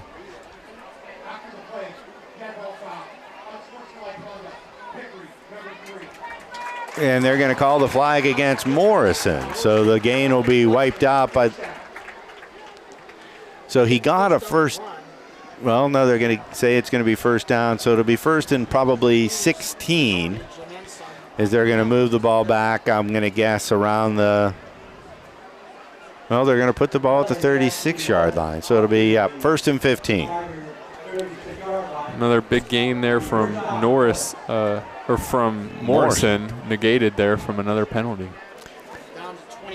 Well, it's going to get a little chippy now that the Tigers had the horse collar injury to Jaden Phillips, you would expect, but they got to play ball, and you can't play undisciplined football. You have to keep control. 2 receivers out to the left, 1 receiver out to the right. Morrison is the running back alongside the quarterback, Dungy. Dante Evans is the tight end. He'll be working in an up back position on the right side of the line. We're waiting for the officials to signal the start of the play clock. And now they're going to have another conference over the ball. Right, first down. Let's see when they get this situated. And they will start the play clock now. Dungy working out of the shotgun. They're bringing pressure. He's back to pass. He's rolling to his right. He's going to get to the edge and go out of bounds. Pick up a short gain. Stops the clock with 15 seconds. And the ball's at about the 35-yard line. Interesting decision by Sharon. Yeah, nothing really there for Dungy. As look to pass. Pretty good coverage by the Sharon Tigers defense, and has to kind of scramble out to the right side and get out of bounds about the line of scrimmage. And yeah, we'll say maybe the loss of 1 or 2. The yard marker on the far side I don't think is accurate. I'm going to say 2nd and 16. Again, Dungy working out of the shotgun. He's back to pass. He's got pressure coming from his backside. He steps up. He rolls to his left. He's not going to outrun. Yes, he will outrun the defender. He's going to get down the sideline, and then he's hit out of bounds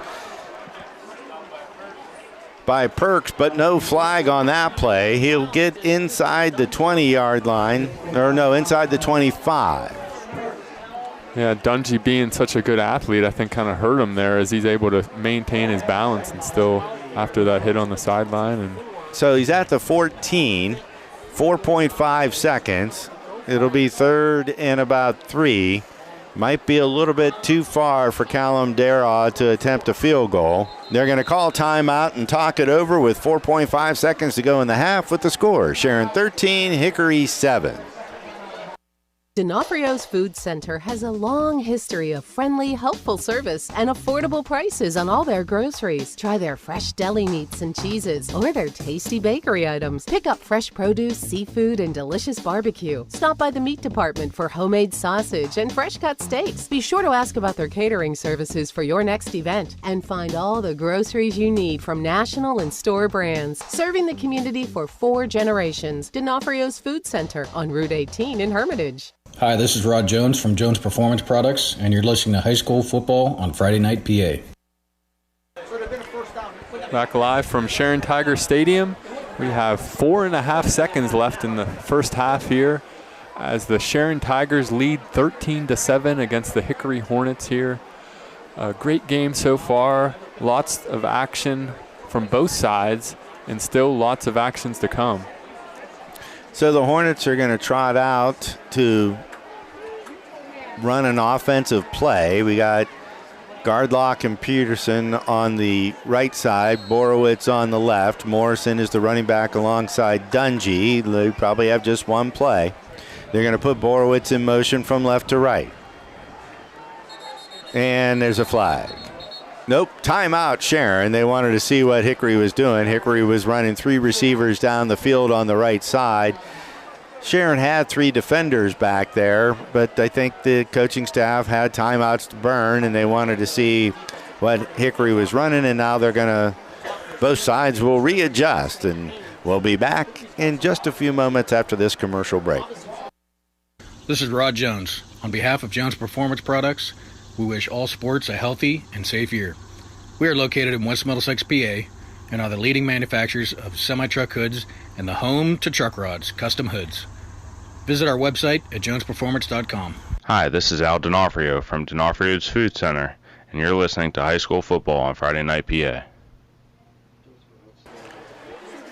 So the Hornets will have one last play here in the first half.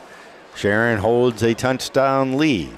Hornets are down one of their superstar players, Jaden Phillips, who sustained the injury on the kickoff after the go-ahead touchdown by the Tigers. Hornets come out with the same formation, 2 receivers out to the right. Borowitz is out to the left. They brought him in motion last time. Let's see if they do that this time. Evans is tight to the left. They're going to bring Borowitz in motion. Dungy back to pass. He's got pressure. He rolls around the pressure. He's running for his life. He backs up. He's running, and now he lobs it down the field, and it is intercepted. And that's how the first half of play will end, with the score. Sharon 13, Hickory 6. That interception was pulled in by Rakeem Hughes.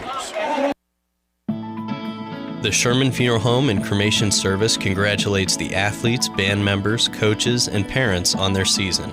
Owned and operated by Steve Sherman and son Steve, we personally handle all aspects of your loved one's service. It is our honor to serve you with a wide range of services and ceremonies. Best of luck tonight from the Sherman Funeral Home and Sherman family. Sherman Funeral Home located on Highland Road in Hermitage. Hi, this is Joe Flynn with Flynn's Tire. We know how valuable your time is, so we've made it fast, easy, and affordable to buy tires. There's 3 easy ways to purchase tires from Flynn's. First, just drive in, because Flynn's will get you in right now. No appointment necessary. The second option, give us a call and we'll help you select and reserve the perfect tire for you. The third option, save time and buy online at flynnstire.com. It's that easy. Just drive in and Flynn's will get you in right now. And tell them Vinny sent you. Ready for that kitchen upgrade? Hi, this is Jim from McCluskey Showcase Kitchens and Baths in New Wilmington, where we bring your vision to life with expert design, premium cabinetry, and a team that treats your home like their own. From custom design to complete renovation, we handle it all. Visit lookatmykitchen.com to explore our work and schedule your consultation. That's lookatmykitchen.com, where experience meets design. At Sharon Regional Health System, we're more than a healthcare provider. We're part of the fabric of the Shenango Valley. Every patient we serve is a neighbor, a friend, or a family member, and we take that The Hickory Hornet Marching Band. The band is under the field direction of drum majors Olivia Jones and Daniel Duza. Student Assistant Director Branson Campbell. Head Majorette Nevaeh Ramsey. Drill Team Captains Drew Missouri and Madison Morris. Flag Line Captain Ellie Parents and Assistant Captains Ariana Enoch and Olivia Gargiulo. Tonight our show opens with a song that's all about fun, funk, and flash. We bring you the electrifying sounds of Bruno Mars and his Grammy-winning hit 24K Magic.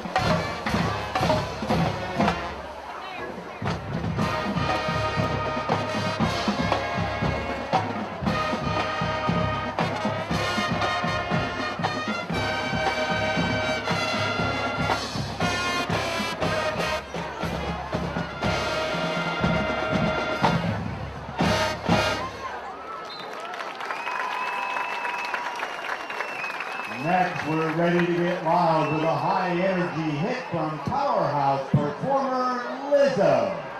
Get ready to feel the beat as we feature our dance line to Lizzo's To Be Loved.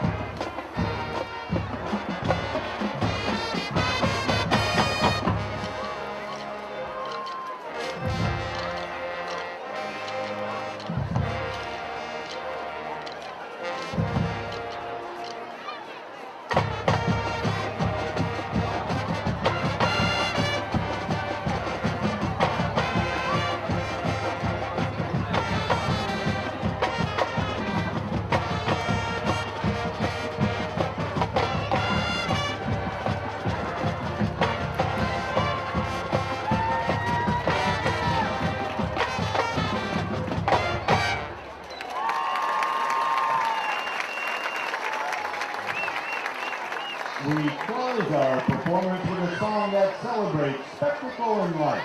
From the mind of one of music's most innovative artists, we present All of the Lights by Kanye West.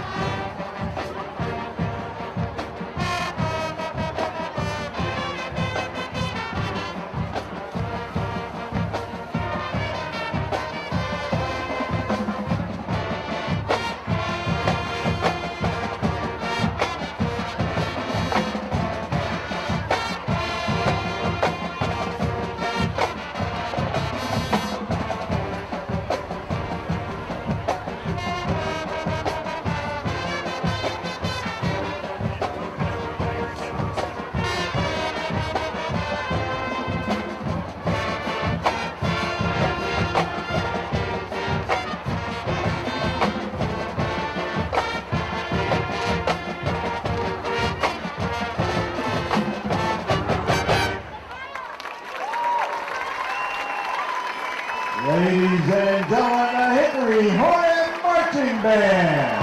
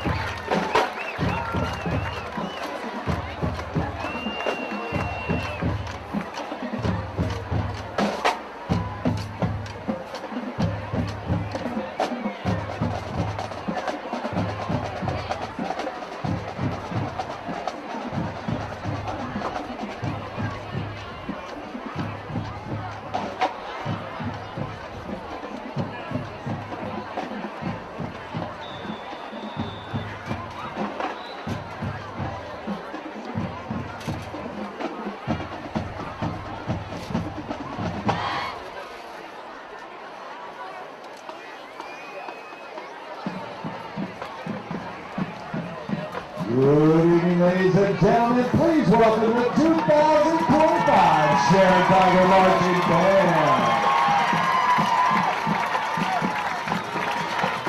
The band is under the field leadership of drum major Alexa Jones. The Tiger Band is proud to present our 2025 field show, Pop Divas.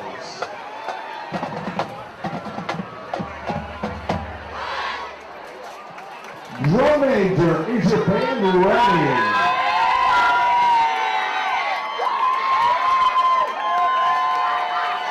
Our first diva in tonight's show is Lady Gaga. Please enjoy our rendition of Bad Romance.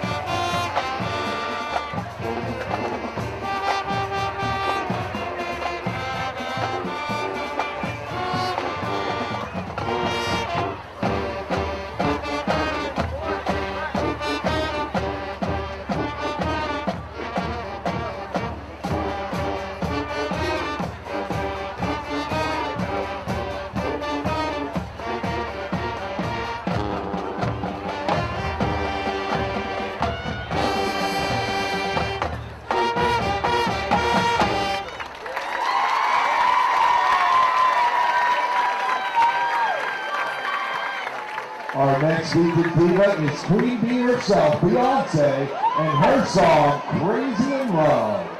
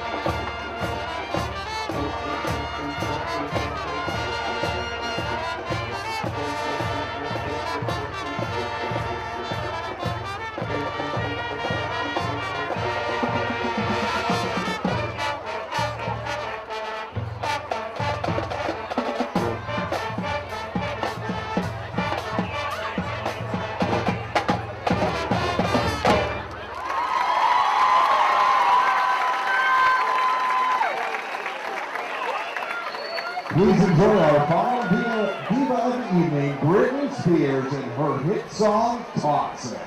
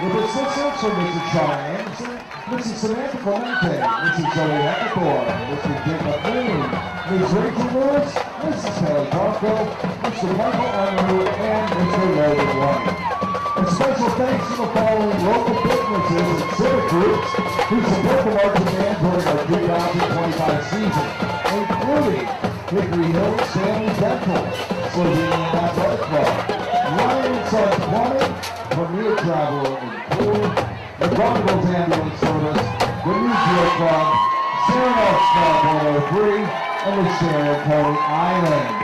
Thank you and have a great evening. Let's go Tigers!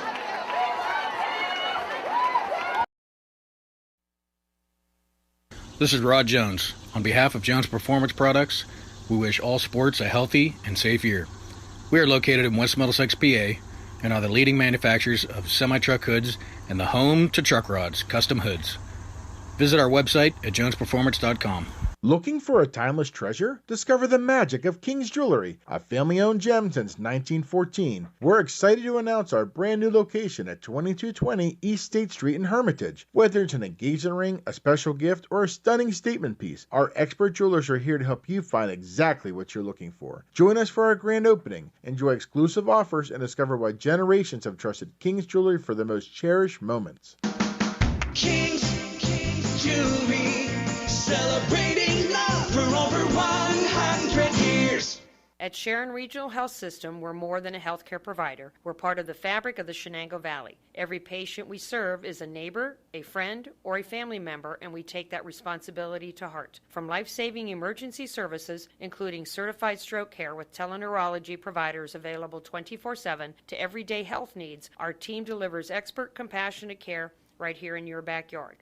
Whether you're managing a chronic condition or simply staying on top of your health, Sharon Regional Health System is here, caring for the Valley, one neighbor at a time. Nobody plans to get hurt at work, and when I did, I had no idea what to do. So I called the Joanno Legal Group. The insurance companies have attorneys on call. You deserve to have one too. You deserve to know your rights, and you deserve to have answers to all your questions. Call the Joanno Legal Group toll-free at 888-347-1411. There's no fee unless we settle your case or have to fight to protect your benefits. Please visit us at joannolegalgroup.com or call us toll-free at 888-347-1411. Joanno Legal Group, when you deserve more. No fee unless we win or settle your case. Hi, this is Mike Joanno from the Joanno Legal Group, and you are listening to High School Football on Friday Night PA. Hi, this is Joe Flynn with Flynn's Tire. And this is Mike Joanno, and you're at Tiger Stadium for the Hickory Hornets Sharon Tiger football game. I'd like to start with a little update. I have some friends with the team. I was told that the injury to Jaden Phillips was a dislocation of his ankle. They were able to get it relocated on the field, and Jaden even asked if he could go back into the game, but they made him go to UPMC to get it checked out, so he is getting it checked out. But that's good news. Hopefully no further damage. As a personal injury attorney, I am familiar with some of the injuries people can experience, especially to joints. If the dislocation didn't cause any internal disruption, we may see Jaden play football again this year, but glad it wasn't a break. Glad he's not going to be looking, hopefully not at surgery. Glad that his spirits are up, and that's good news. Yeah, it's good news for sure. Didn't look like it was going to be that upbeat for Jaden Phillips after he took that fall, but great news nonetheless. And after that first half, Sharon Tigers leads 13-7, and they will be receiving the ball in the second half. Here, about 10 seconds left on the clock of the halftime. Looking back on the first half, looked to be a lot of different players contributing on both sides. For Hickory, mainly Christian Dungy, more on the ground than the air today. And then Calvin Morrison as well has been his likely self on the ground. And then on the Sharon Tigers side, Jafir Lampkins, only thrown twice, but been effective with that 33-yard strike to Mez Norris. And then Terrian White as well has had a great game, scoring a touchdown and having a few long runs as well. So we're going to look to start the second half. The Tigers will get the ball, having deferred after winning the opening toss. Before we get there, let's go over some scores of other action. In the halftime, the score is Farrell 60, Mercer 0. Northeast and Fort LaBeouf. Fort LaBeouf on, good squad normally. They were scoreless, so that's the last score we have. Reynolds 30, Sharpsville 0 at halftime. Slippery Rock 14, Grove City 7 as they head to the half. Wilmington 21, Berlin Brothers Valley 0. So the Hounds playing good football. Maplewood 28, Lakeview 6 at the half. Corey 21, Girard 7 at the half. Oil City 9, Meadville 0 at the half. And Union City 21, Iroquois 7 at the half. So as we tick down here, under 2 minutes left in halftime. Still a lot to play for, as you mentioned, Sharon getting the ball, and Sharon really just being dynamic on offense, and that's kind of what's led to them being ahead on the scoreboard so far, being effective with the pass and the run so far. Hickory really hasn't gotten going in the pass, but we'll look to start that in the second half. And as we're about a minute left before the second half begins, we'll take our last break here at Friday Night PA. Back after this.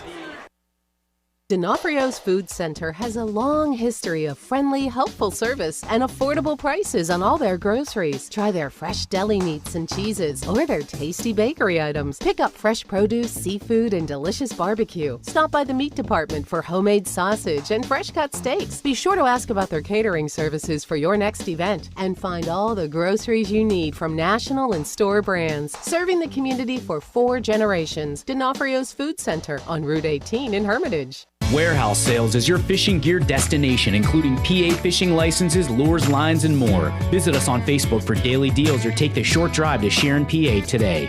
Hard to find parts and accessories for any job, indoor and out. From gardening to gearheads, pest control to plumbing, we're Warehouse Sales. Chances are if we don't have it, you don't need it.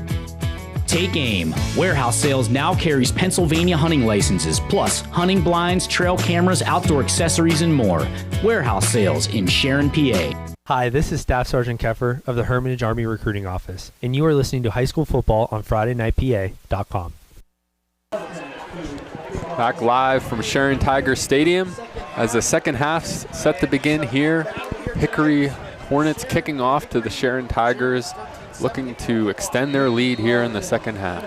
Jamarian Husband set to kick off. We got Rakeem Hughes deep to receive. In front of him are Carmez Norris, and they're going to kick it to Norris. He's going to pick it up on the bounce at the 15. He's going to break through a couple tackles. There is a flag. I think there's probably a block in the back. Who made that tackle? I'm going to give Trevor Borowitz the credit for the tackle, but there is a flag down at the 42-yard line. Let's see what the call is. Yeah, it looked to be maybe a illegal block there, as Sharon looks to continue the success that they had in the first half. And it is a block in the back there. Sets Sharon back 15 yards and about the 30-yard line or so. It'll be a 10-yard penalty, actually. Moved from the 42 to the 32. So that's where the Tigers will start the second half of play. Fairly evenly played game, but the Tigers had the defensive stops when they needed them and got the extra breakthrough on offense to get the one-score advantage. They're going to start with the two-back set that's been pretty successful for them. One receiver out way to the left. They're going to move Perks from left to right as the up back. Lampkins gives it to White, going over that left side. He's going to ride the wave. They're going to try to push forward. They're going to wrestle him to the ground around the 36-yard line. So it'll be a gain of about 4.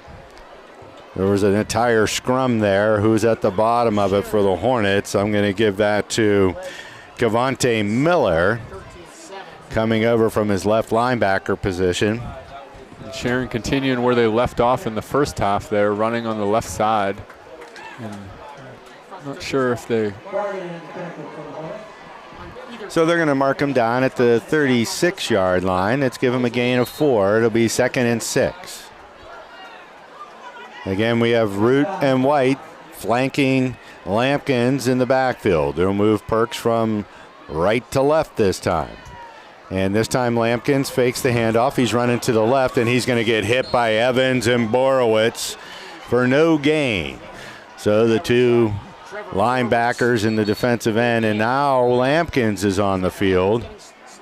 Yeah, it looked like a miscommunication there. As you said fake to White, but White was already out the backfield on his right side, and he was alone and kind of faked it to no one and able to try to make it up the middle, but down here a little bit of agony, and both teams go to the sideline. We'll take a quick break here at Friday Night PA as the Sharon Tigers lead 13-7. This is Ben Bissett from Ben Bissett Chevrolet. For over 67 years, we've been serving the Mercer County area with quality sales, service, and leasing. Inventory, competitive pricing, and outstanding service, and always a great selection of pre-owned cars and trucks. And service is open late on Thursday nights and on Saturday mornings for your convenience. Find us at BissettChevy.com or stop by on Route 19 just south of Mercer, PA. That's Ben Bissett Chevrolet. Hi, this is Joe Flynn with Flynn's Tire and Auto Service. You're listening to high school football on Friday Night PA. Back live from Sharon Tiger Stadium as Lampkins helped off the field there. Looked to be something wrong with his left arm as Ethan Englemore now in the game. They're going to work out of the same formation with the two backs on 3rd and 6. Englemore's looking for a pass out to the left, and it goes off the hands of Morris and be falling complete. He would have been short unless he was able to break a tackle.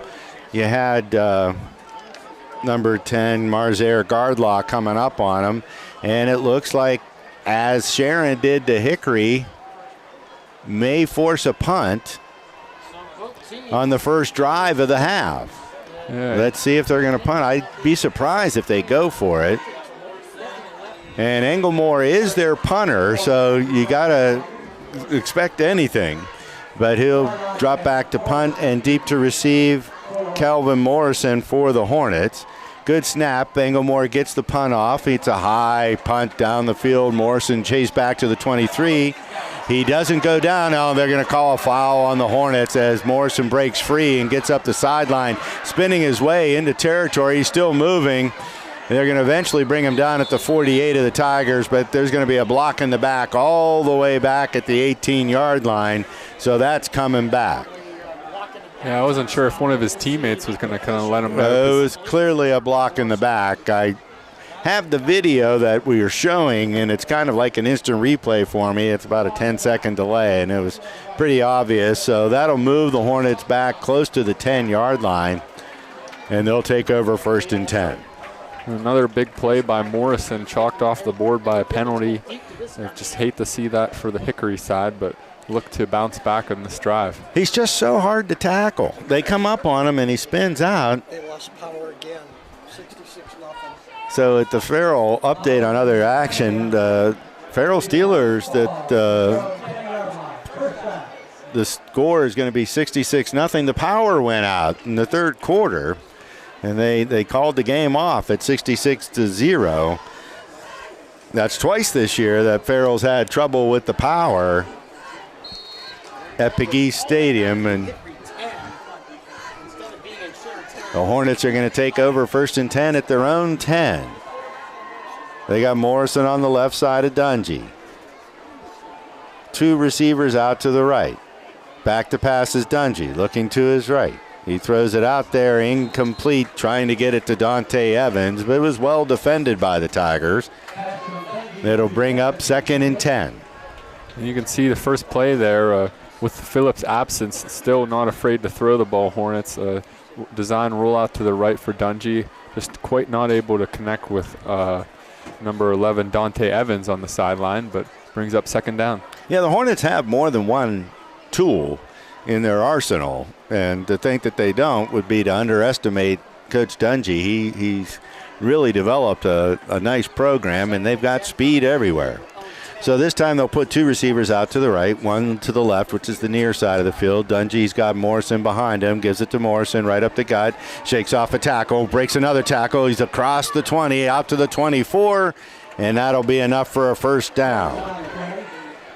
Bishop Root holding on at the bottom, but Calvin Morrison was just gliding over the top of Tigers that time. So it's a gain of 14. And the ball will be placed at the 24, 1st and 10 for the Hornets. And at the end of the play, it looked like Mez Norris again holding his one arm, so to keep an eye on that as this game progresses. It seems to be his right arm, too, that it's hanging a little low. 2 receivers out to the right, 1 to the left. Dungy's got Morrison behind him. Just give it to him again. No, Dungy keeps it. He's going around the right side. He's got a little bit of room. He breaks a tackle to 45. He spins, and then he's wrestled down by about 3 Tigers, led by Englemore. But that'll be out to the 39-yard line, so it's a 15-yard gain for Dungy. Now they're going to mark him at the 40, give him 16. First down for the Hornets, and they've got 2 drives going now. And so far, Dungy's been really effective on the ground, had his best game on the ground so far tonight, and really set up for Morrison and how well he's run tonight as well. So they're going to put Borowitz out wide to the left. 2 receivers out to the right. Peterson. They're going to give it right up to Morrison up the gut. Following Luke Lewis. He breaks a tackle out to the right. He pulls away from Perks, and he's going to get all the way down to the 45 before he's whacked out of bounds that time by Yolandis Powell. But that'll be another first down and another 15 for Calvin Morrison. They're just picking up in chunks now, the Hickory offense, and finally in a roll here, trying to tie or take the lead here. And the Hornets have been effectively doing it on the ground this drive, and they did that against Farrell. They've shown well, with Calvin Morrison, you have a strong running game going in, but with Dungy showing some speed there, it gives them a lot of options, and that may open up the passing game.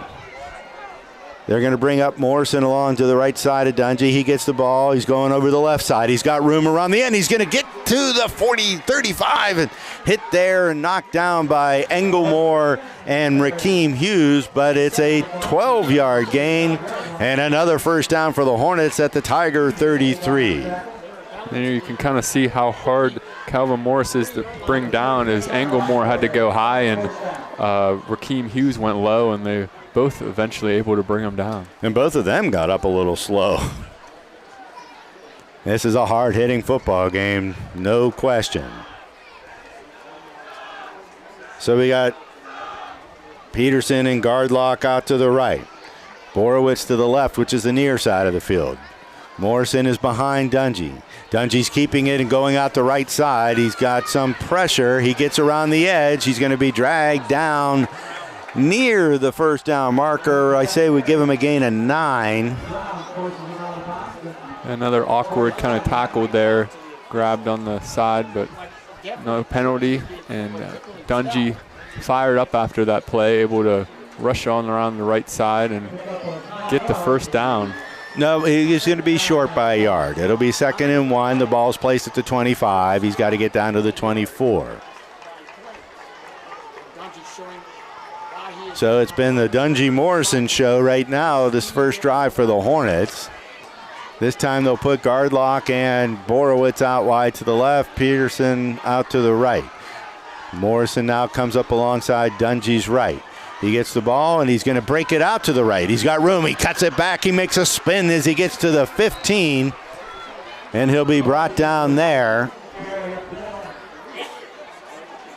Carmez Norris makes the stop, but that'll be another first down. So the ball will be placed at around the 12-yard line. 13 yards for Morrison. And another 13-yard gain for Calvin Morrison, running hard.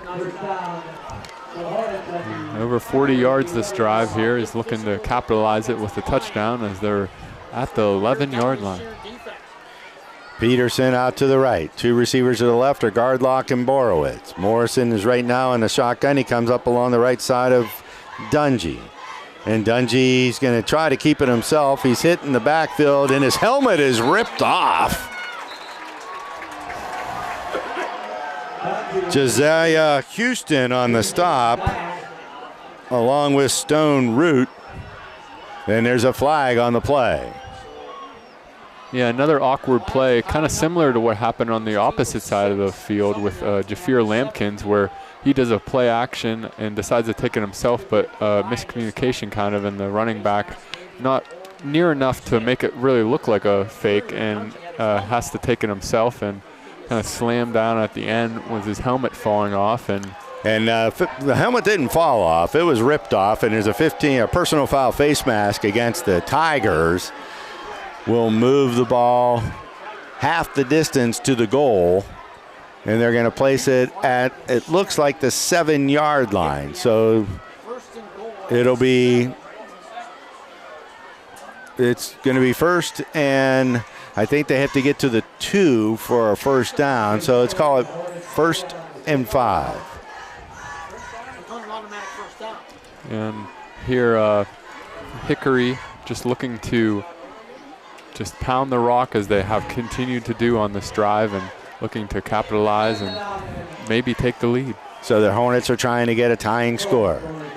They're going to put Gardlock and Borowitz over to the left. We got Pearson to the right. Morrison comes up along the right side, and Dungy keeps it himself, and he's tripped up by a good ankle tackle by Bishop Root as he gets to the line of scrimmage. He might have fell forward for a yard or so, and Bishop Root is cramping up and is down at around the 10-yard line. And as the teams take a quick break, we will take a quick break here up in the booth as well, as the Sharon Tigers lead 13-7. Warehouse Sales is your fishing gear destination, including PA fishing licenses, lures, lines, and more. Visit us on Facebook for daily deals or take the short drive to Sharon, PA today. Hard to find parts and accessories for any job, indoor and out. From gardening to gearheads, pest control to plumbing, we're Warehouse Sales. Chances are if we don't have it, you don't need it. Take aim. Warehouse Sales now carries Pennsylvania hunting licenses, plus hunting blinds, trail cameras, outdoor accessories, and more. Warehouse Sales in Sharon, PA. Hi, this is Tammy Calderwood from Mercer County Community Federal Credit Union, and you are listening to High School Football on Friday Night PA.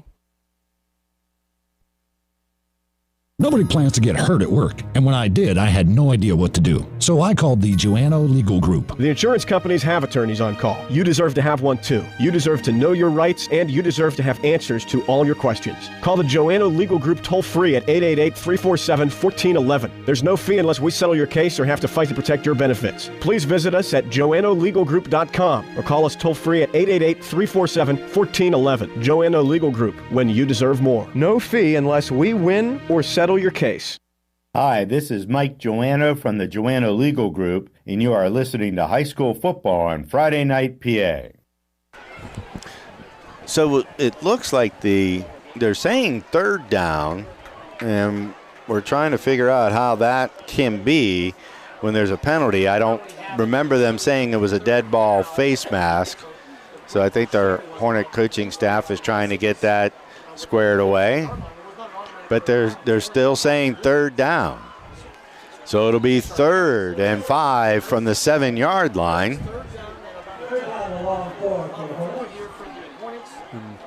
Most likely 4-down territory for the Hickory Hornets. So, well, a field goal cuts the lead in half, so I'm not going to never say never. Dungy's taking it himself. He cuts it up. He cuts it back. He's get to the goal line. He falls forward. In for the Hornet touchdown. Christian Dungy with the fake over to the pitch to Kelvin Morrison. Cut it back to the left and then cut it back to the right and rode the wave of the offensive line in front of him. Luke Lewis leading the way. Will Hosick also in there blocking for him. Adam Tonti. So Callum Dara will come in to attempt the extra point to give the Hornets the lead. Marzair Gardlock, the holder. Will Hosick, the snapper. High snap, he gets it down. Dara's kick is up, and it is good. So with 8:22 to go in the 3rd quarter of play, the Hornets take their first possession into the end zone and forge a 14-13 lead. We'll be back to Sharon Tiger Stadium after these commercial messages. Looking for a timeless treasure? Discover the magic of King's Jewelry, a family-owned gem since 1914. We're excited to announce our brand new location at 2220 East State Street in Hermitage. Whether it's an engagement ring, a special gift, or a stunning statement piece, our expert jewelers are here to help you find exactly what you're looking for. Join us for our grand opening, enjoy exclusive offers, and discover why generations have trusted King's Jewelry for the most cherished moments. King's Jewelry, celebrating love for over 100 years. This is Bruce Robertson of Shenango Valley Time and Temperature, and you're listening to High School Football on FridayNightPA.com. And back to you live from Sharon Tigers Stadium as the Hickory Hornets just scored with Christian Dungy, 6-yard rush on the right side, reclaiming the lead 14-13 against the Sharon Tigers, and we are in for a great finish to this game indeed. So Jamarian Husband will set it up to kick off. They had Rakeem Hughes deep to receive, and now they switch it up. And they put Englemore deep. They're trying to trick the Hornets to kick it to the up man and make it be their returner. Let's see what Husband does. And they do pooch it. It's going to go to Rakeem Hughes at the 30-yard line, and he's going to break free up the sideline, and he's going to get over the 40 out to around the 45. Knocked out of bounds by the kicker, Jamarian Husband. Great starting field position here for the Sharon Tigers. Both teams have had pretty good starting field position this game so far. Thought it was a pretty slick move by the Sharon coaching staff to bring Hughes up and Englemore back, and he's the one who ended up getting the ball. So they will place it at the Tiger 45, and it is excellent field position to start this drive. And it's worth noting Ethan Englemore is jogging out on the field now. No number 5, Jafir Lampkins. So Englemore in at quarterback. One running back is White. They got two receivers out wide to the right. That's Hughes or Root and Norris. And they give it to White right up the gut where they had success before, but this time the Hornets were waiting for him. Matthew Myers hits him and brings him down for a short gain of 2.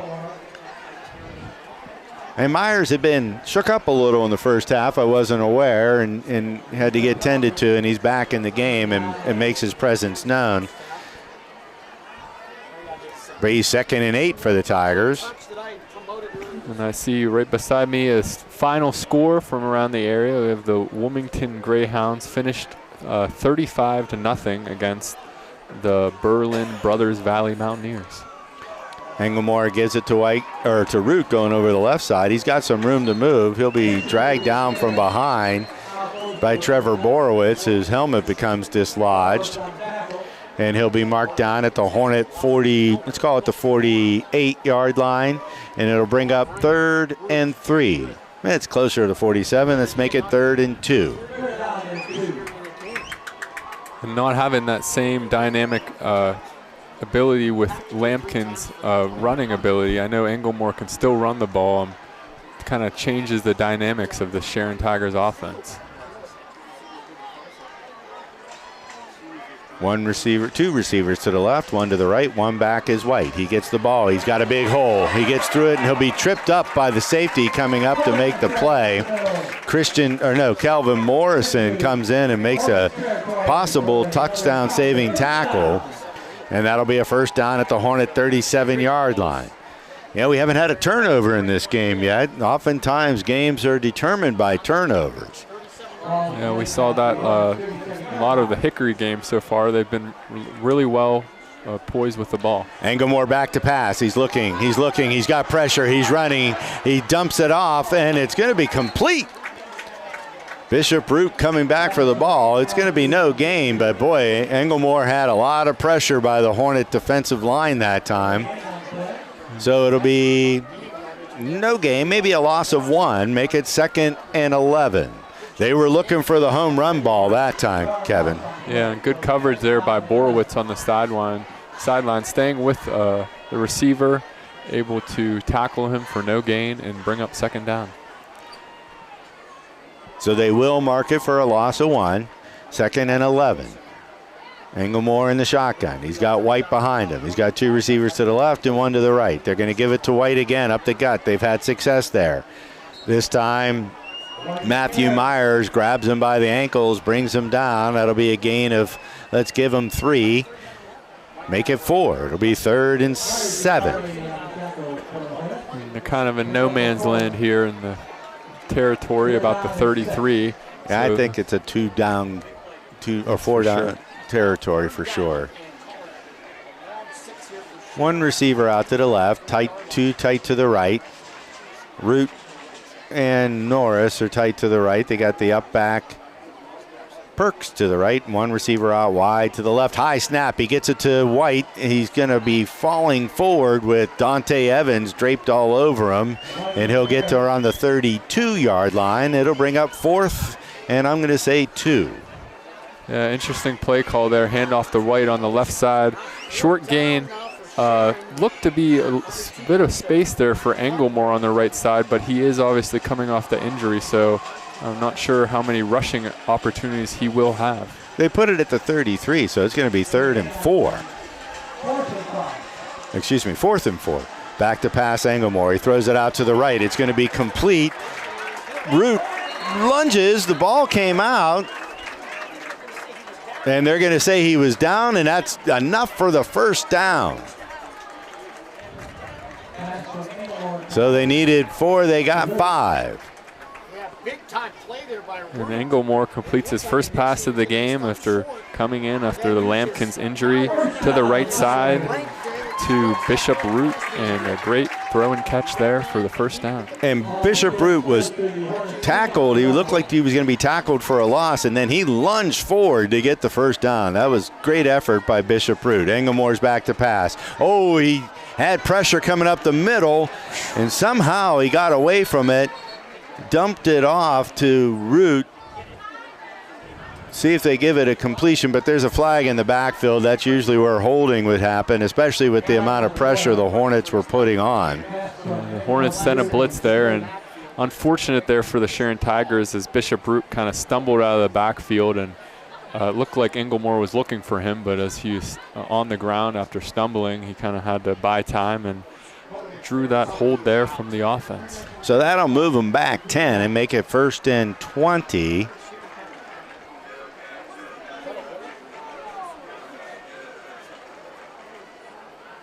And they're going to step it off back to the 37-yard line.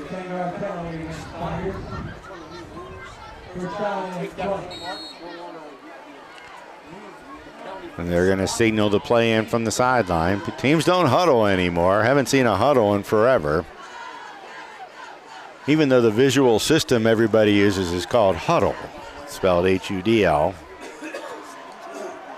Norris and Hughes out to the right. 1 receiver out way to the left. And they're going to pass it back to Root on a screen, and he gets cut down quickly. Applegarth and Garlock are there along with Matthew Myers. So maybe a gain of 1, and let's make it 2nd and 19. And you can kind of see down in front of us Jafir Lampkin sitting down on the bench.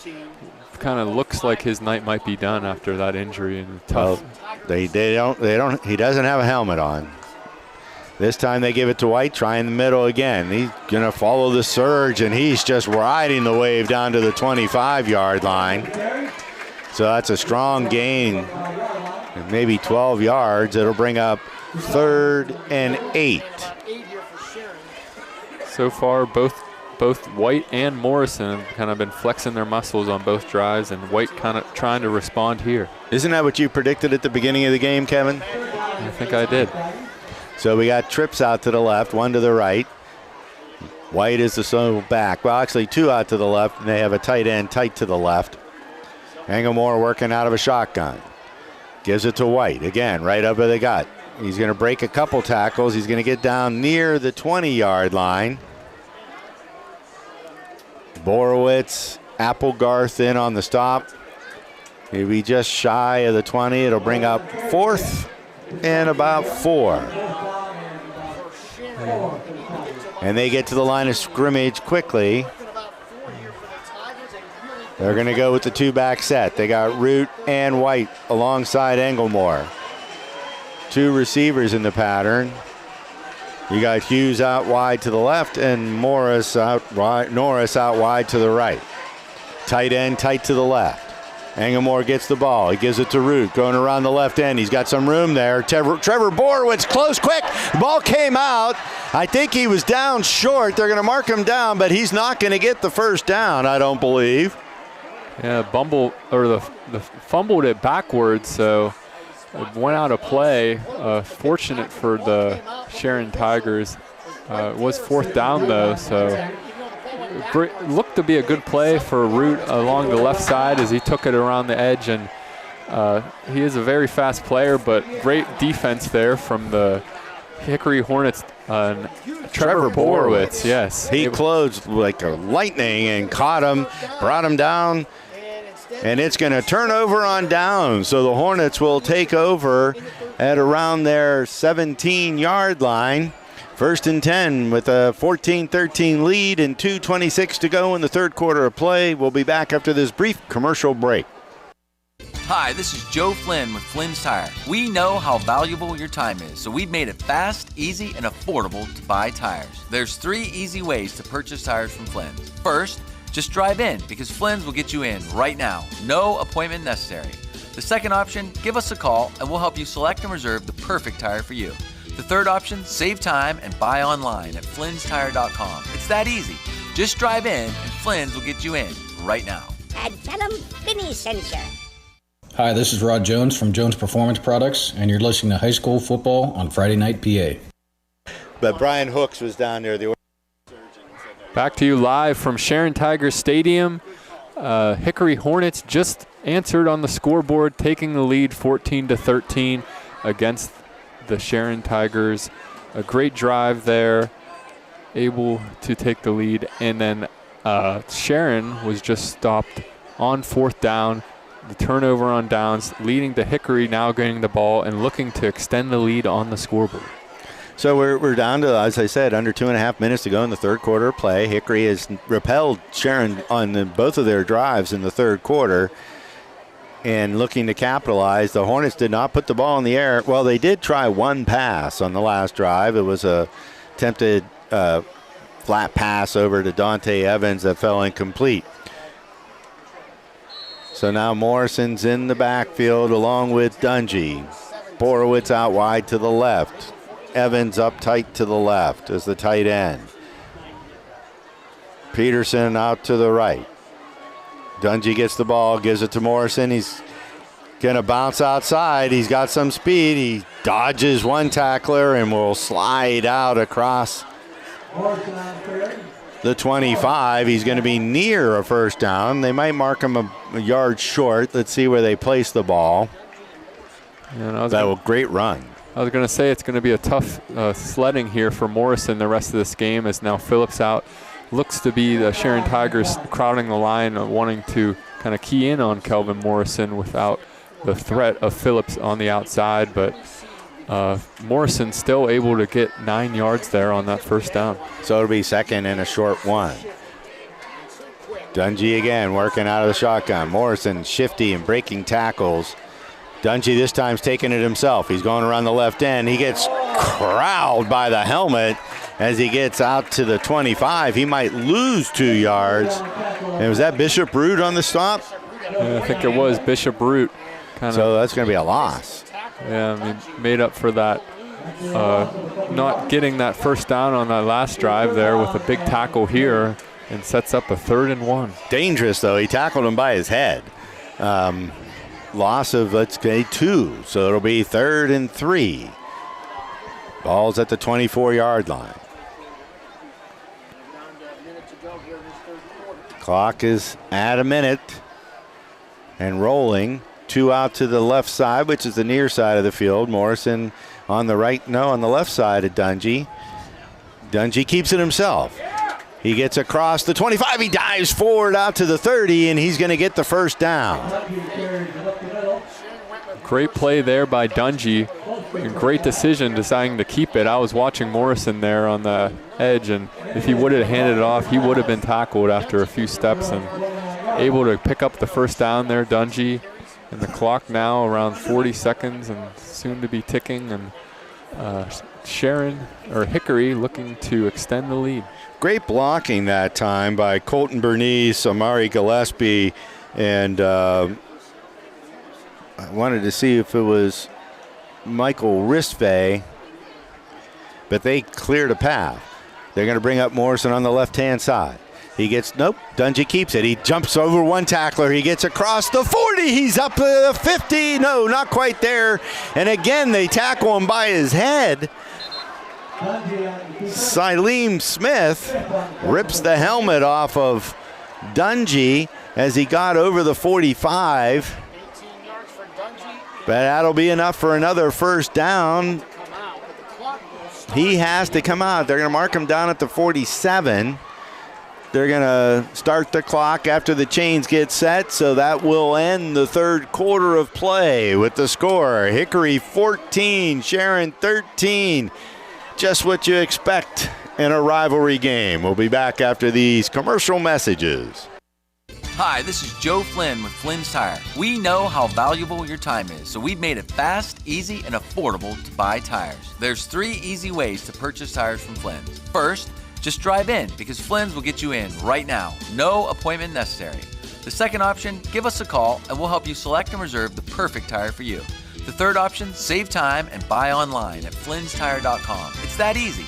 Just drive in and Flynn's will get you in right now. And tell them Finney sent you. This is Rod Jones. On behalf of Jones Performance Products, we wish all sports a healthy and safe year. We are located in West Middlesex, PA, and are the leading manufacturers of semi-truck hoods and the home to truck rods, custom hoods. Visit our website at jonesperformance.com. At Mercer County Community Federal Credit Union, we're making a difference in our community every day. From great rates on savings and checking to mortgage loans where we turn home buyers into home owners and auto loans that fit your life. We're here for you. With a credit union loan that fits your needs, budget, and lifestyle, we'll be your partner working side by side, helping you succeed. Visit us in Hermitage or Sharon and see why so many trust Mercer County Community Federal Credit Union. Making a difference in our community.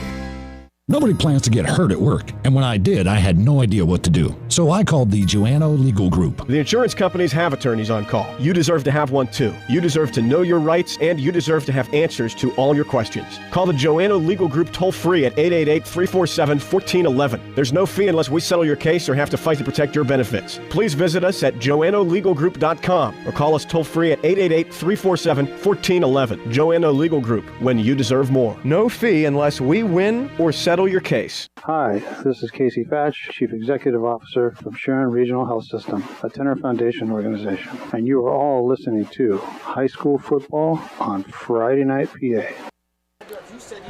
Back to you live from Sharon Tiger Stadium for the fourth quarter as the Hickory Hornets lead 14-13 against the Sharon Tigers. And a first down was recently gained by the Hickory Hornets offense as they look to extend this lead. So they're at their own 46. Dungy back in at quarterback. Gives it to Bryson Applegarth over the left side. Or is that Dungy kept it himself? He faked it to Applegarth, gets across the 50, and then the scrum will stop at around the 48-yard line. So it's give them a gain of 4, maybe 5.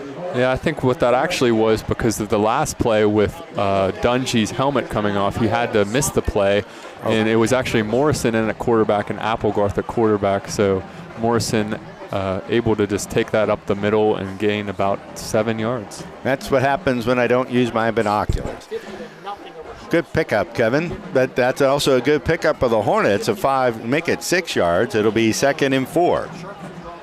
Now Dungy is back in the game. He's got Morrison as a traditional running back. And they'll give it to him. And he's got a seam. He's going to have the first down. He's running over tacklers and just bowling his way down to around the 36-yard line. But there's a player for Hickory down at the 40-yard line. And it's one of the offensive linemen, Colton Bernice. Yeah. And as the teams take a timeout, we'll take a quick timeout here as well at Friday Night PA. Warehouse Sales is your fishing gear destination, including PA fishing licenses, lures, lines, and more. Visit us on Facebook for daily deals or take the short drive to Sharon, PA today. Hard to find parts and accessories for any job, indoor and out. From gardening to gearheads, pest control to plumbing, we're Warehouse Sales. Chances are if we don't have it, you don't need it. Take aim. Warehouse Sales now carries Pennsylvania hunting licenses, plus hunting blinds, trail cameras, outdoor accessories, and more. Warehouse Sales in Sharon, PA. Hi, this is Joe Flynn with Flynn's Tire and Auto Service. You're listening to high school football on Friday Night PA. Mercer County Community Federal Credit Union, making a difference in our community. Get great rates on savings and checking, mortgage loans where we turn home buyers into home owners, and auto loans to fit your life. With a credit union loan that fits your needs, budget, and lifestyle, we'll be your partner working side by side, helping you succeed. 2 convenient locations, Hermitage and Sharon. Mercer County Community Federal Credit Union, making a difference in our community. Hi, this is Tammy Calderwood from Mercer County Community Federal Credit Union, and you are listening to High School Football on Friday Night PA. Welcome back to Friday Night PA's edition.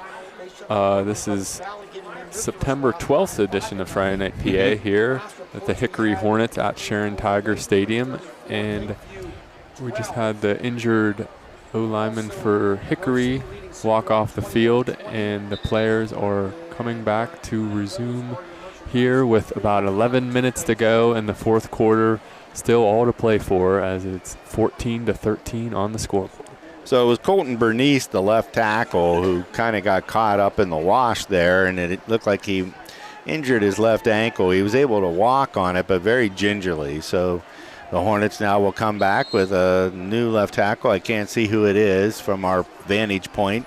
They're going to work with Evans on the tight end to the right side. Morrison on the left side of Dungy. Morrison gets the ball going to the right side. He's got a little room. He ducks it outside. He got to the sideline, and they're not going to get him. Kelvin Morrison in for the Hornet touchdown. Kelvin Morrison. 35 yards, and it's the Calvin Morrison show here in the second half. The Hickory Hornets have taken And Morrison again off the right side, and he's just been the bell cow for them and able to finally break the long one.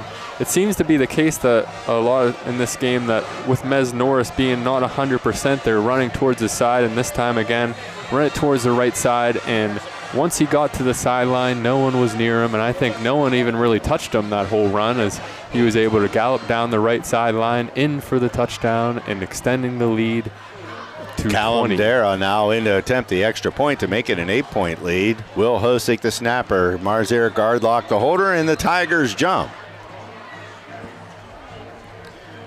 So historically, the Coach Dungy has rejected this. This is the 4th time we've seen a team jump on extra points for the Hornets. University Prep did it twice, and now the Tigers have done it twice. Yeah. Again, just declining it, wanting to take the safe points. It does leave you in an interesting position if you would accept it and then go for it, because if you would get it, then it would be a 2-possession game, but just playing it safe here, going for the extra point. So Callum Dara in to attempt it. Gardlock is going to be the holder. Will Hosick again is the snapper. Now we've got another referee official conference at the line of scrimmage. And they're going over, head referee George Snyder is going to converse with Coach Dungy. Let's see what they're going to do. with Hickory here at Tiger Stadium. 23-6. This has been a game of runs so far, with Sharon Tigers starting off strong. All right, so they called a dead ball foul against Sharon somewhere in there, and that will be assessed on the kickoff. So it won't be assessed here. The Hornets will attempt the extra point. 10:42 to go in the game, looking to make it an 8-point lead. Good snap, holds down, kick is up, and the kick is good. And now there's flags flying everywhere. And there's already a penalty going to be enforced on the kickoff. So, I mean, with 2 flags here, it might be offsetting. We'll see what the officials say. It looked like the 4th of July with those flags flying in the air. And we're trying to sort it out here on the field. As I was kind of mentioning, a game of runs, Tigers striking first, and then ever since in the second half, it's really just been the Hornets. They've been leaning on the legs of Dungy and Morrison, haven't even had to complete a pass. Yeah, they've only attempted one. So it's been ground and pound. As the officials now work out what these penalties are going to be, or if it's the same penalty. It looks like there's 3 officials. First it was the umpire, Nate Zamponia, conversing with George Snyder. I didn't see who threw the second flag, but I think it was the head linesman, Travis Zuschlag. And it's important with a game as close as this just to keep things under wraps, and I think the officials have done a great job so far just keeping tempers under wraps. I think it's been a very well officiated football game. So George Snyder's going to give us the results of those flags.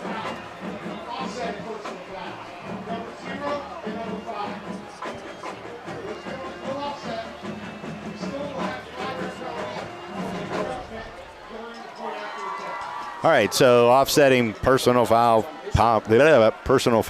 penalties will mean nothing, and the 5-yard dead ball encroachment penalty will be assessed. The Hornets will kick off from the 45. Yeah, fortunate for the players. I'm not sure how the rules are exactly in high school. If they have penalties where if you get another penalty, you can be ejected. I'm not sure if they must not have that.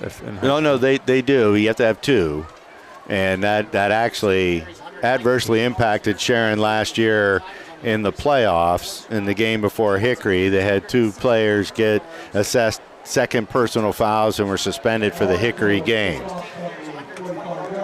So Husband is going to be doing the kickoff from the 45. Let's see if the Tigers try to do a little switcheroo in the backfield again. Rakeem Hughes is deep to receive. And now they're going to step off the penalty. They'll place the ball at the 45. We have 10:42. We're in a 1-score game. The Hornets lead the Tigers 21-13. The Hornets have done all the scoring in the second half of play, putting up 2 touchdowns, one in each quarter, and converted both extra points, which could loom as a big issue here. And they will kick it deep this time, and it's going to go to Hughes at the 16. He's going to bring it right up the gut. He's going to try to break it outside. He gets stiff arm, but he goes out of bounds at the 33 or 34-yard line. And that's where the Tigers will start 1st and 10. You don't see the stiff arm as much as you used to. That was a classic example of it. He just threw the Hornet defender to the ground who was trying to tackle him. Yeah, he had the height advantage and able to take advantage. And Tyler Wilcox was the 5'9", 135-pound Hornet defender that was taking on Rakeem Hughes, who's 6'3", 185. He was only giving up 6 inches there.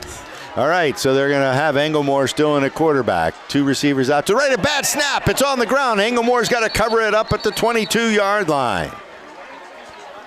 So they're going to start off with a loss of about 10, maybe more. It's going to go from the 34 back to the 22-yard line. So that'll make it 2nd and 22. And you have seen some of the snaps be a little low, but not that low. And that one kind of just skipped on the ground, and he had to lay on it. Able to maintain possession, though, at their own 22. Hughes out to the left. Norris is out to the right along with Bishop Root. White is the back. Englemore in the shotgun. They're going to adjust the play. 9:50 in the game and counting. Englemore gets the snap. Back to pass. He's looking up the left sideline. Hughes has got opening. Oh, knocked away by Gardlock. Almost intercepted by Dungy, and one of the players on Sharon's sideline knocked Christian Dungy down, and now there's the flag. That'll be an extra 15. You can't have a player on the sideline knocking down one of the players on the field. That's unacceptable. And looked to be Ethan Englemore on the left side looking for number 1, Rakeem Hughes, and off his hands he could have had it but not able to quite bring it down. And Marzair Gardlock got a hand in there and definitely made it a difficult catch. I'm going to give defense some credit on that play. And now we have another officials conference in the 30. And it looked like Christian Dungy might have got into the face of the player on the sideline a little. Maybe they'll call it offsetting, but normally when you usually get the second to enter the fray anyhow, and that would have been unfortunately the Sharon player. Yeah, and it hasn't been quite the drive that Sharon's wanted so far. Too many penalties, and here another penalty could back them up even further, as it would be 3rd and 22 pending this penalty. Well, and the bad snap that's a drive killer often when you lose 12 on the first play without even having a chance to advance the ball. They're still conferring at the 30 as to what they're going to do here on the penalty that was thrown. Obviously a dead ball penalty, so it'll be 3rd down regardless of what happens. And we're going to get the verdict from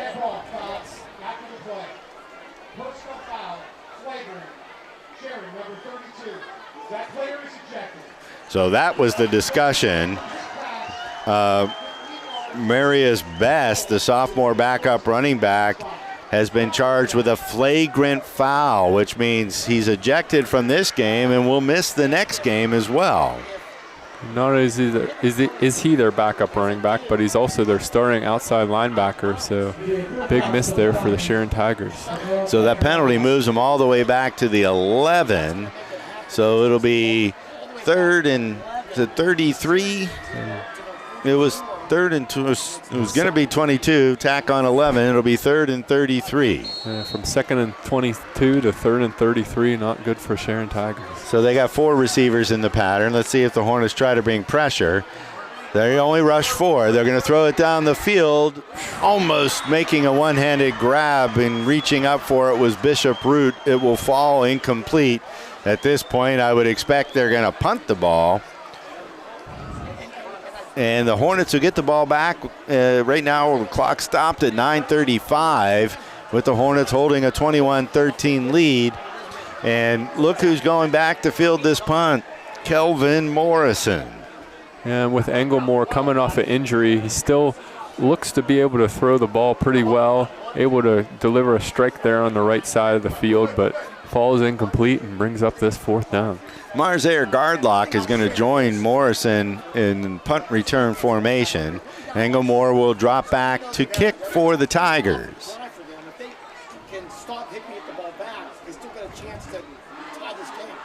Good snap. Englemore gets the punt off. It's a low punt, heads towards Gardlock. It'll bounce. Gardlock tries to pick it up. Luckily, he falls on it at the 42. And that's where the Hornets will start this drive at the Tiger 42. So with 9:27 to remain in the ball game, Hickory 21, Sharon 13. We'll be back after these commercial breaks. D'Onofrio's Food Center has a long history of friendly, helpful service and affordable prices on all their groceries. Try their fresh deli meats and cheeses or their tasty bakery items. Pick up fresh produce, seafood, and delicious barbecue. Stop by the meat department for homemade sausage and fresh cut steaks. Be sure to ask about their catering services for your next event. And find all the groceries you need from national and store brands. Serving the community for 4 generations. D'Onofrio's Food Center on Route 18 in Hermitage. This is Mike Lysak from Warehouse Sales, and you're listening to High School Football on Friday Night PA. Back here live from Sharon Tiger Stadium, we have the Hickory Hornets leading 21-13 against the Sharon Tigers, and the Hickory Hornets looking to try to close out this game here in great starting field position. Now, unfortunately, I didn't get to eat because I announced for the marching band, and they had sub sandwiches upstairs, and then I just heard that D'Onofrio's commercial. I'm salivating if I could get a sausage sandwich right now. I tell you, I would eat it in a heartbeat. But yes, the Hornets are in pretty good position, you would think. 1st and 10 at the Tiger 42 with an 8-point lead, and you're under 10 minutes to go in the fourth quarter of play. And one thing I need to mention real fast, I forgot to mention, I actually put it right in front of me, so I would mention it, and I failed to still. The U.S. Army Award of Excellence handed to the player of the game. We've given out the first 3 games, and it comes along with some dog tags for the player, and they get to sign a football as well that gets to go to the U.S. Army at the end of the season. So great award for the young man that wins it, and still up in the air tonight. And Kevin Davis will interview the winner on the field after the game. So the Hornets come out with Morrison at running back, Dungy at quarterback. We got Dante Evans at H-back / tight end. Borowitz and Gardlock are the receivers. And Dungy's going to keep it himself. He's going around the left end. He's got a little room. He cuts it back. He bounces off one tackler. He's going to be wrestled down as he gets near the 31-yard line. He was in the grasp of Apollo Alfonsi. And that should be enough for a first down at the 31-yard line. So a nice game by Dungy. That was a quarterback run all the way. And the Hornets are not going to be in a hurry to call a play. They're going to start milking the time off as we're heading towards 9 minutes to go in the football game, with the Hornets ahead 21-13. Yeah, Hickory haven't really had that many big plays other than that last Morrison run, but able to just kind of lean and impose their will on this D-line and continue it on this drive. They're going to give it to Morrison this time. He's got a lot of room. Oh, they knocked the ball out of his hands, and it's going to be recovered by the Tigers at the 25-yard line. I believe it was Apollo Alfonsi who got his mid out there and just slapped the ball out of Calvin Morrison's hand as he was running past him.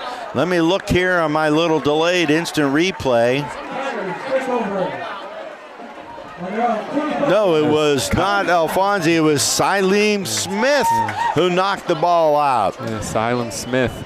He's been a great threat on offense, and haven't really mentioned his name tonight on defense, but makes a great play there, forces the turnover, and that was Morrison's first fumble of the year and a costly time. Well, we said there have been no turnovers in this game, and turnovers oftentimes will make a difference. So the Tigers are going to try to take advantage. 2 receivers out to the right of Englemore, 1 to the left. White is the running back. He's working out of the shotgun. They had success running it up the gut. They're going to drop back to pass. He's looking down the field for the bomb. Crispin Dungy's there, but what a catch made by Carmez Norris. Dungy, I think, was looking for the interception, and Norris flashed right in front of him and hauled it in at the Hornet 41-yard line. So that's going to be a gain of 31. And I mentioned Englemore still being able to air it out despite coming off that injury, and you can kind of see it there. Able to hit Morris across the middle, and Dungy still a little bit late there. And the Tigers are moving fast. They got pressure. He gets the pass out complete. Norris, oof.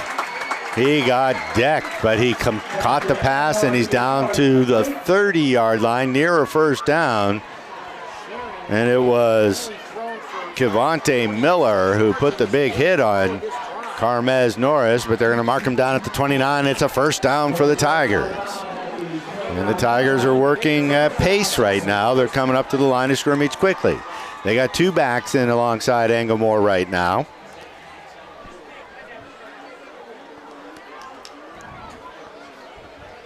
Bishop Root and White are the sidecars to Englemore, who's back to pass. They're rushing 4. He looks out to the left. A little tall for Root, and it's going to go incomplete. That'll bring up 2nd and 10 from the Hornet 29. Just throwing a little bit too fast there for Rakeem Hughes' liking, and in and out of his hands as Englemore fires it in to the left side for a short gain, but not able to complete, as Sharon Tigers looking to try to tie it up on this drive with 7:45 left in the fourth. So Bishop Root this time will fling out to the right side along with Carmez Norris. Hughes is out to the left. Root had a chance at that. It was a tall pass, but it did deflect off his hands. Working out of the shotgun, White is the running back. They're not going to forget the rushing attack, and he gets the ball right up the gut. Matthew Myers wraps him up as he gets to the line of scrimmage. He'll fall forward for about 2. Great play by the linebacker for the Hornets that time, Matthew Myers, who was their leading tackler a year ago, so it's no surprise that he's making tackles. That'll bring up 3rd and 8.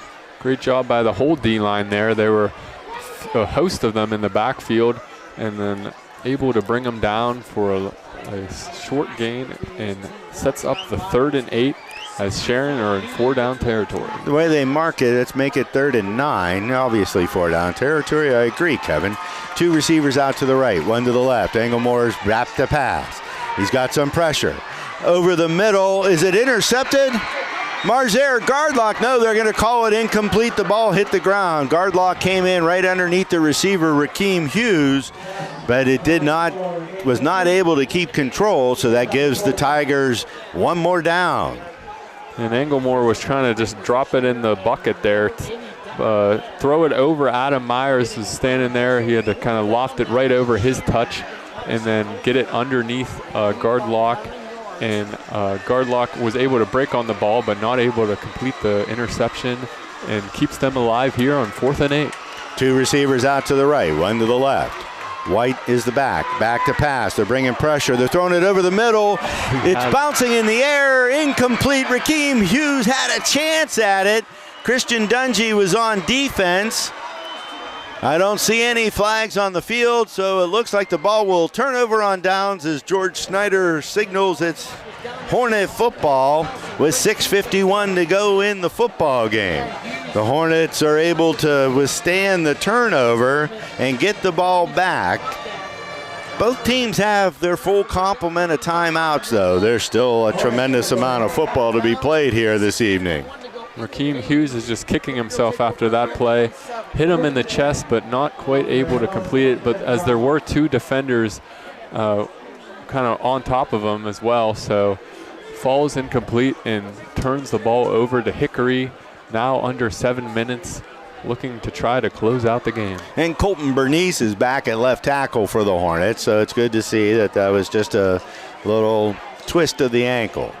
Calvin Morrison is the running back. He's on the left side of Dungy. He gets the ball right back to him. He bounces it outside, cuts it up, and will come down right around the 33-yard line. So it'll be a gain of about 4 or 5. Let's give him 4. Nope, give him 5. It'll be 2nd and 5 from the 34-yard line. And a little bit of a change here for the Sharon defense. Englemore plays a lot of safety, but now with him mainly playing at quarterback, I think they're giving him a little bit of rest, and Kylam Smith filling in at safety.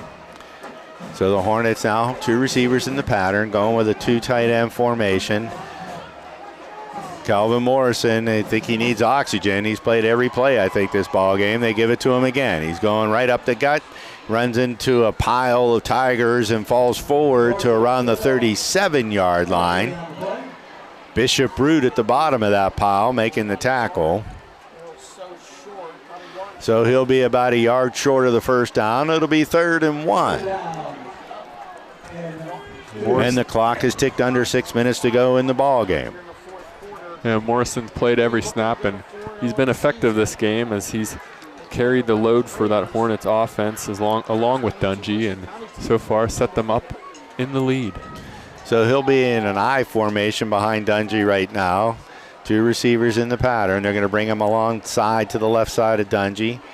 They're going to try to get him to jump. That didn't work, so they adjust the play call. And there's a flag. There could be a delay of game, but they call timeout. So they're timeout on the field. 5:16 to go in the ball game. Hickory 21-13. We'll be back after this message. Looking for a timeless treasure? Discover the magic of King's Jewelry, a family-owned gem since 1914. We're excited to announce our brand new location at 2220 East State Street in Hermitage. Whether it's an engagement ring, a special gift, or a stunning statement piece, our expert jewelers are here to help you find exactly what you're looking for. Join us for our grand opening. Enjoy exclusive offers and discover why generations have trusted King's Jewelry for the most cherished moments.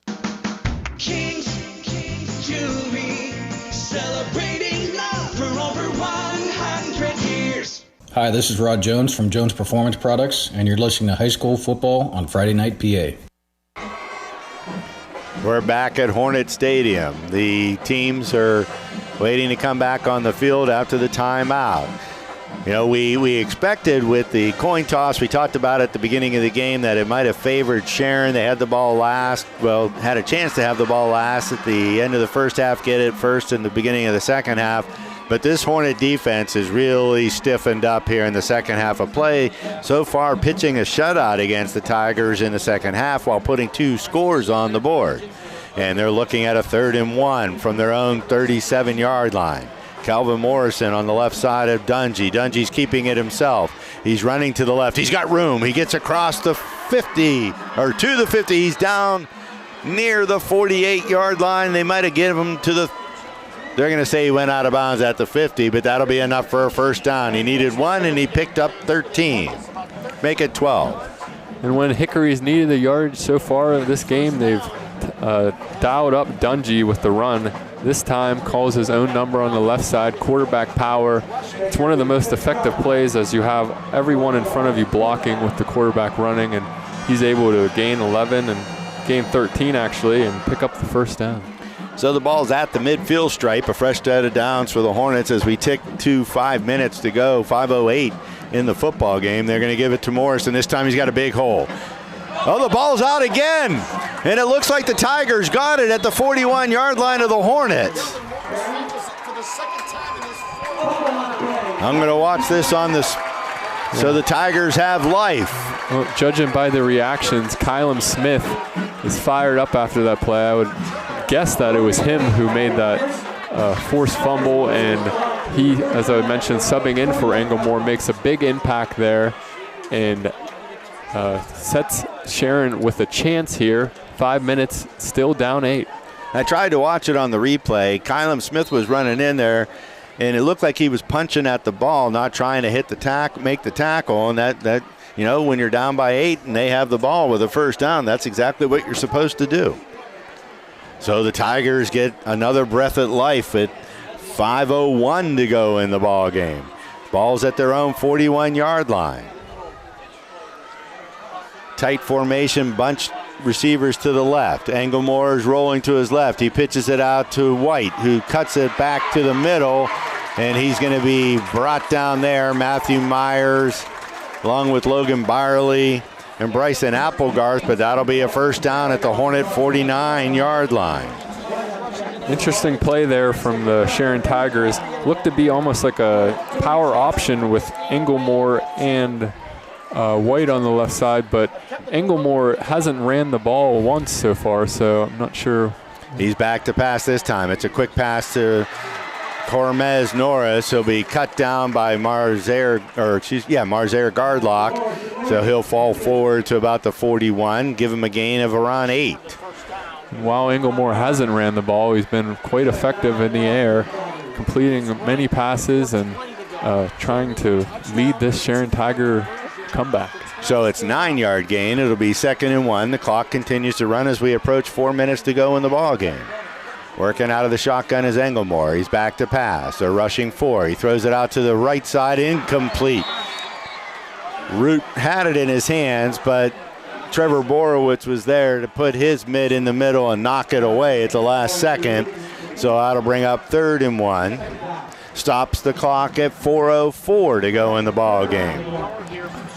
Not quite able to make that completion there. I was looking on the other side of the field. Mez Norris had a nice kind of zig route on the outside, but Englemore looking on the opposite side and falls incomplete. Sets up a 3rd and 1. White is 5 yards deep behind Englemore, who's working out of, let's call it a power pistol, and he's going to give it to him, and he runs right up the gut, and he'll get the first down. Let's see who made the tackle. Looks like it was Matthew Myers again. But that'll be a gain of about 4, so it'll be a fresh set of downs at the Hornet 37. Clock will restart when they set the change. We're at 3:54 to go in the ball game. Tigers trail by 8, 21-13. Two receivers out to the right side of Englemore, one to his left. He's got White in the deep eye. He's back to pass after a fake. He's looking deep over the middle, and Dungy can't pull the interception. He had it in his hands. He's got to catch that. That's what wins football games. He breaks up the pass, so it'll bring up 2nd and 10.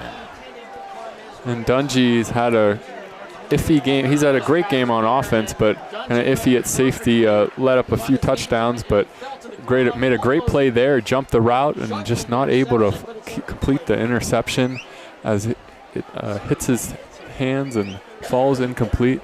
Gives Sharon life again. 2nd and 10. I'm going to respectfully disagree with iffy game, but it would have been better if he pulled in that interception. He did break up a pass and keep a long distance pass from being completed. Englemore pumps it. He jumps back, throws over the middle. It looks like it's complete to the tight end, Logan Perks. And it'll go down to the 29-yard line. He'll be short of the first down. It'll bring up 3rd and about 3. It's fascinating with how much they used Roberson last year. They don't really use Perks in that similar role. Look to use their other playmakers instead. Well, with the wideouts they have and the running back they have, I think Perks' main role is to clear the path, and he's done a pretty good job of that tonight. Englemore gives it to White. He's going over to the left side. He bounces off one. He's got into the secondary. Oh, what a tackle that time by Marzier Gardlock to save the touchdown. Just around the 16 or 17-yard line. But it'll be a fresh set of downs for the Tigers at the 17. We're under 3 minutes to go. And the Tigers are driving. Another great run there by Terrian White. Able to kind of just weave his way and able to follow his blockers very well and just bounce off the tacklers to the left side and pick up the first down. With this much time, the full playbook is in play. Oh, whistles, timeout, Hickory. So before that play went off, there was a timeout by the Hornets with 2:31 to go in the ball game. We'll be back after this commercial message. The Sherman Funeral Home and Cremation Service congratulates the athletes, band members, coaches, and parents on their season. Owned and operated by Steve Sherman and son Steve, we personally handle all aspects of your loved one's service. It is our honor to serve you with a wide range of services and ceremonies. Best of luck tonight from the Sherman Funeral Home and Sherman family. Sherman Funeral Home located on Highland Road in Hermitage. This is Ben Bissett from Ben Bissett Chevrolet, and you're listening to High School Football on Friday Night PA. Back live from Sharon Tigers Stadium. About 2:31 left on the clock as the Hickory Hornets lead 21-13. Sharon Tigers knocking on the door, though, at the 16-yard line, looking to try to tie the game here. They would need the touchdown and the two-point conversion, so still a lot to do and still a lot to play for. As I had mentioned previously, we have the U.S. Army Award of Excellence we give out. Still up for grabs. Some players that can still make their stakes for that award tonight. So the Tigers have life. They have the ball just outside the 15-yard line. It'll be first and, we're going to make it the 17-yard line, 1st and 10. They trail by 8. 2:31 to go in the ball game. They're going to go back to the 2 running back set with Root and White in the backfield with Englemore. And Englemore gives it to Root, who's going to get swallowed up by Dante Evans and Luke Lewis. He might have got one, so it'll bring up 2nd and 9. And Root's kind of been Sharon's gadget player so far today, taking a few runs, catching a few passes, but not able to really break anything long so far. And Sharon approaching 2 minutes to go in the ball game. 2nd and 9. Englemore working out of the shotgun. No hurry here. He's back to pass. He's looking to his left. He gets it out. It's caught. No. Dropped by Rakeem Hughes. And Cavante Miller was right there to put a lick on him. And it'll bring out, it stops the clock at 1:55. And it brings up 3rd and, well, let's say they're put it the way they have it spotted. I thought it was 9. It's 8. Yeah, it was a drop there from Rakeem Hughes, but I think that does a disservice there to Marzier Gardlock on the defense as Hughes caught the ball, left guard lock was right on his hip and able to make contact with him kind of simultaneously and break the ball loose. I actually think it was Cavante Miller, who's a little bigger than Marzera. Englemore's got pressure. He dumps it off, and it's complete, but there's going to be a penalty in the backfield, and it might be a roughing the passer penalty. Silly penalty there for the for the Hickory Hornets, really. And let's get the call from George Snyder. I don't think they got the first down on the pass completion. Penalty will stop the clock. We're at 1:46 to go in the ball game. Yeah, they're looks like they're marching it off against the Hornets. So far this game, the Sharon Tigers have had their share of silly penalties, and Hickory kind of answering them with that last penalty and sets Sharon up with a 1st and goal. So they call tripping, and that 5-yard penalty will add it on to the end of the completion, give the Tigers a 1st and goal.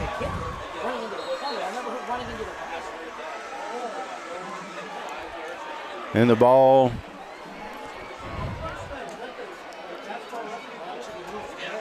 placed at the 5-yard line. Englemore's in the shotgun. He gives it to White. He's moving to his left. He's hit in the backfield by Byerly, spins off of that. Applegarth will bring him down around the 3 or 4. They'll put him at the 3. 2nd and goal from the 3. Clock continues to run at 1:30. Yeah, a lot of times you can tell White's going to get the ball from how far he lines up in the backfield. He has that head of steam and tries to break the goal line, but not able to there. 1:17 to go in the game. Englemore's in the shotgun. He's back to pass. He's looking to the left. The ball's tipped and incomplete. And who was it that time? Cavante Miller's been having a heck of a game. He's the one who got his mid up there and knocked the pass down. So it stops the clock with 1:22. It'll bring up 3rd and goal from the 3-yard line with the Tigers trailing the Hornets 21-13. Hornets are down to 1 timeout. Sharon has 3, and they're going to use one here. So as we take this break in the action, we're going to go to a commercial break. We'll be back for the conclusion of this exciting football game. You grew up knowing you could do anything. As a soldier in the U.S. Army, you'll test your limits and feel the pride of doing things you never thought possible. From working with computers, assisting physicians, or fixing helicopters, there's a job that's right for you. And those who qualify can get up to a $50,000 enlistment bonus for certain jobs. You earn money for college while learning how to be a team leader as you become part of a team. To find out more, visit us during a football game or go to GoArmy.com. Be all you can be. Paid for by the United States Army. Hi, this is Rod Jones from Jones Performance Products, and you're listening to High School Football on Friday Night PA. Back here at Friday Night PA for the Hickory Hornets at the Sharon Tigers. We have the Hickory Hornets still leading 21-13 here with 1:10 left as the Sharon Tigers are still knocking on the door.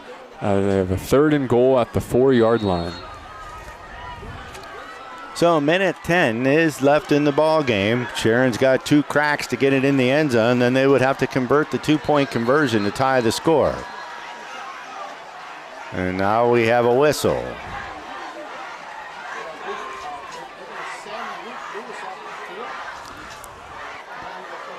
They're sending a Hornet player off. And that's Luke Lewis, so not just any Hornet player. Yeah, that's not one you want to have sent off for an equipment violation, or?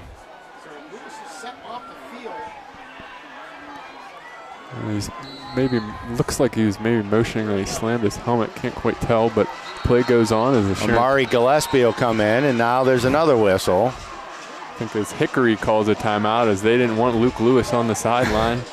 I was wondering why it took them so long to call the timeout. You had 1 left. You want to keep your all-state player in at this point in the game.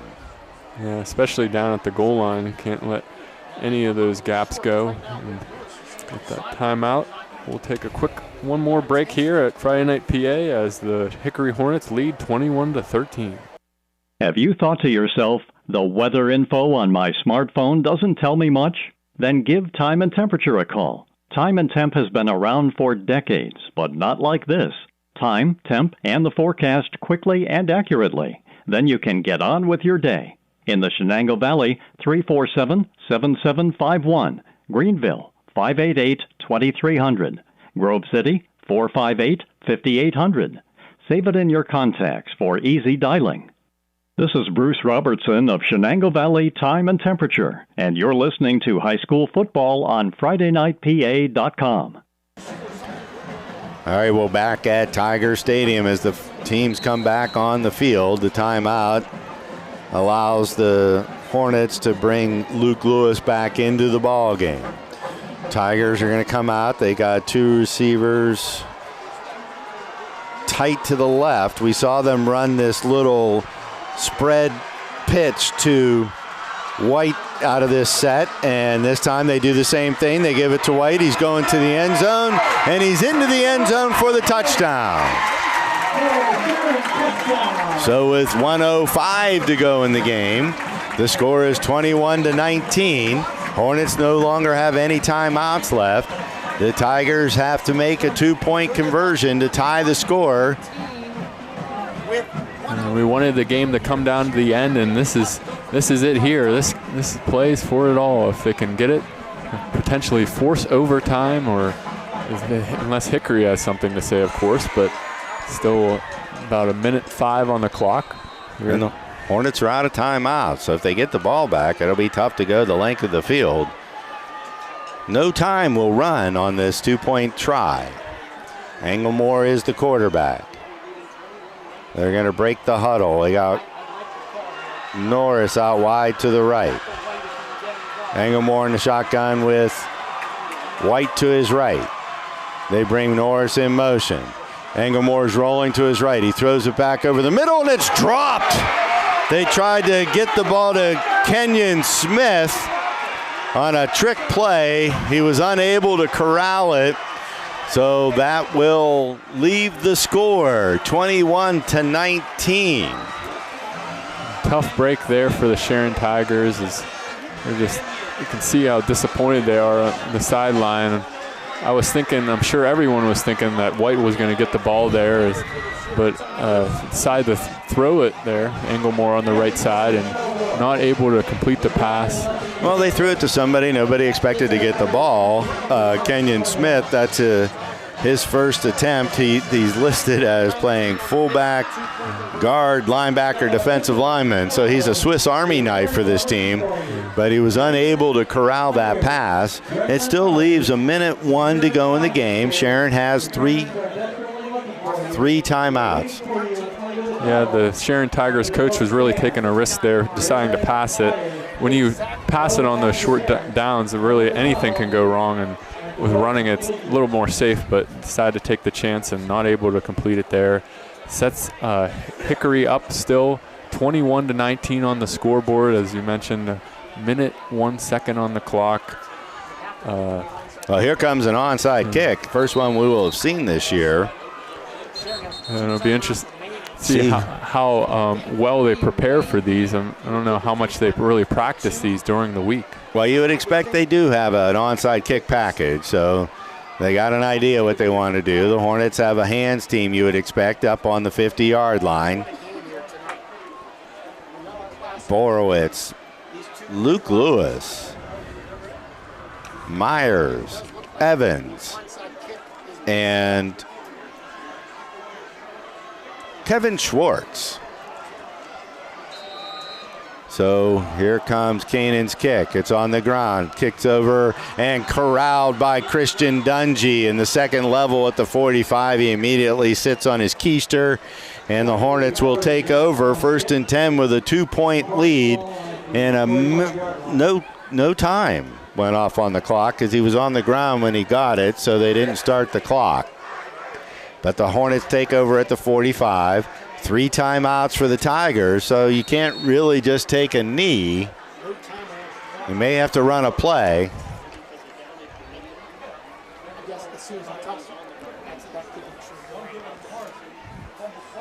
And Dungy receiving the ball.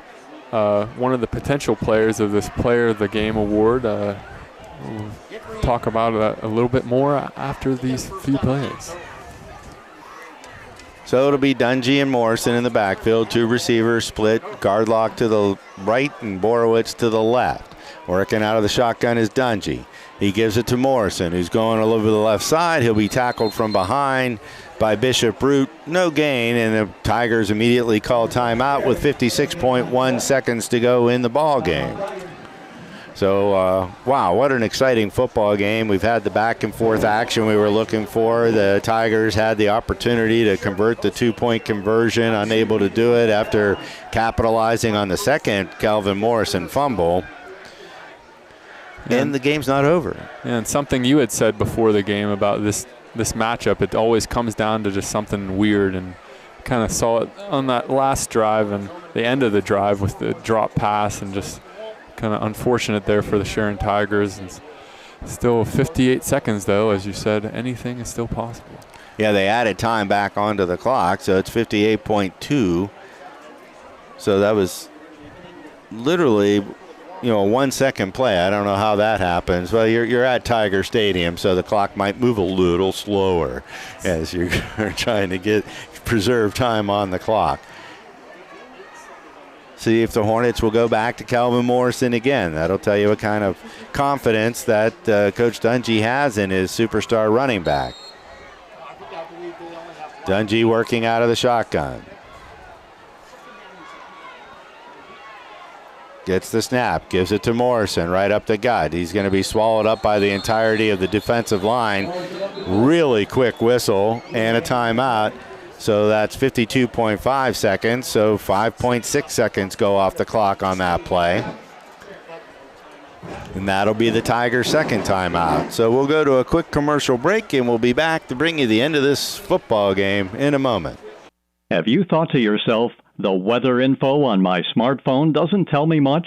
Then give Time and Temperature a call. Time and Temp has been around for decades, but not like this.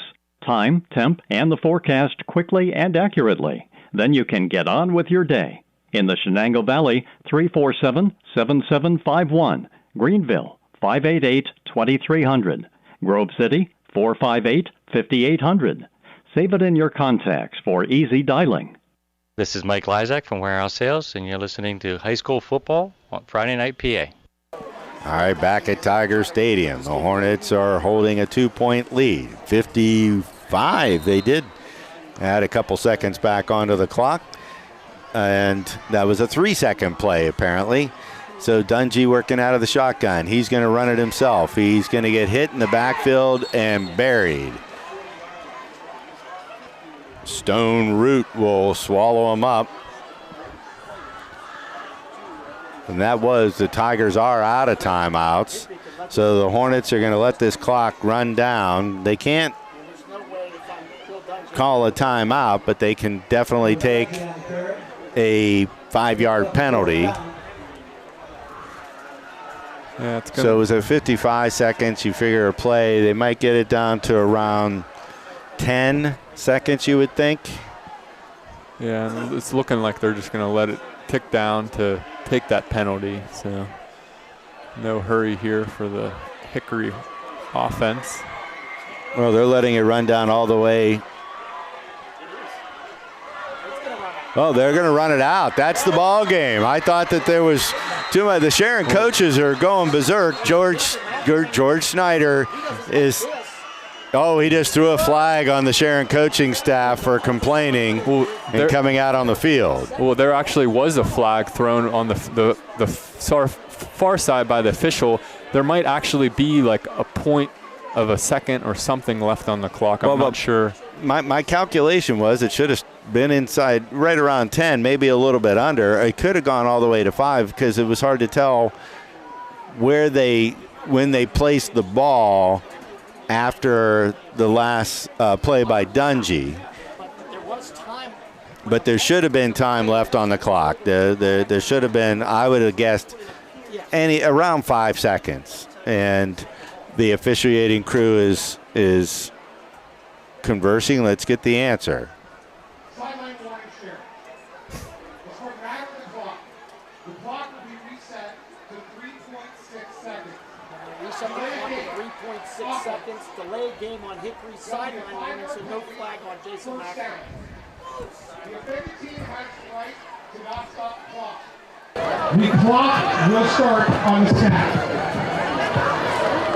All right, so they're going to put 3.6 seconds on the clock after the delay game against the Hornets.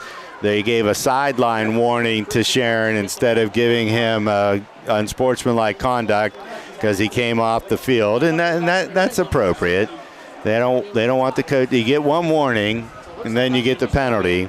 Yeah. So the Hornets, I'm running around like a chicken without my head right now, and then just falling to the ground until I take 3.6 seconds off the clock.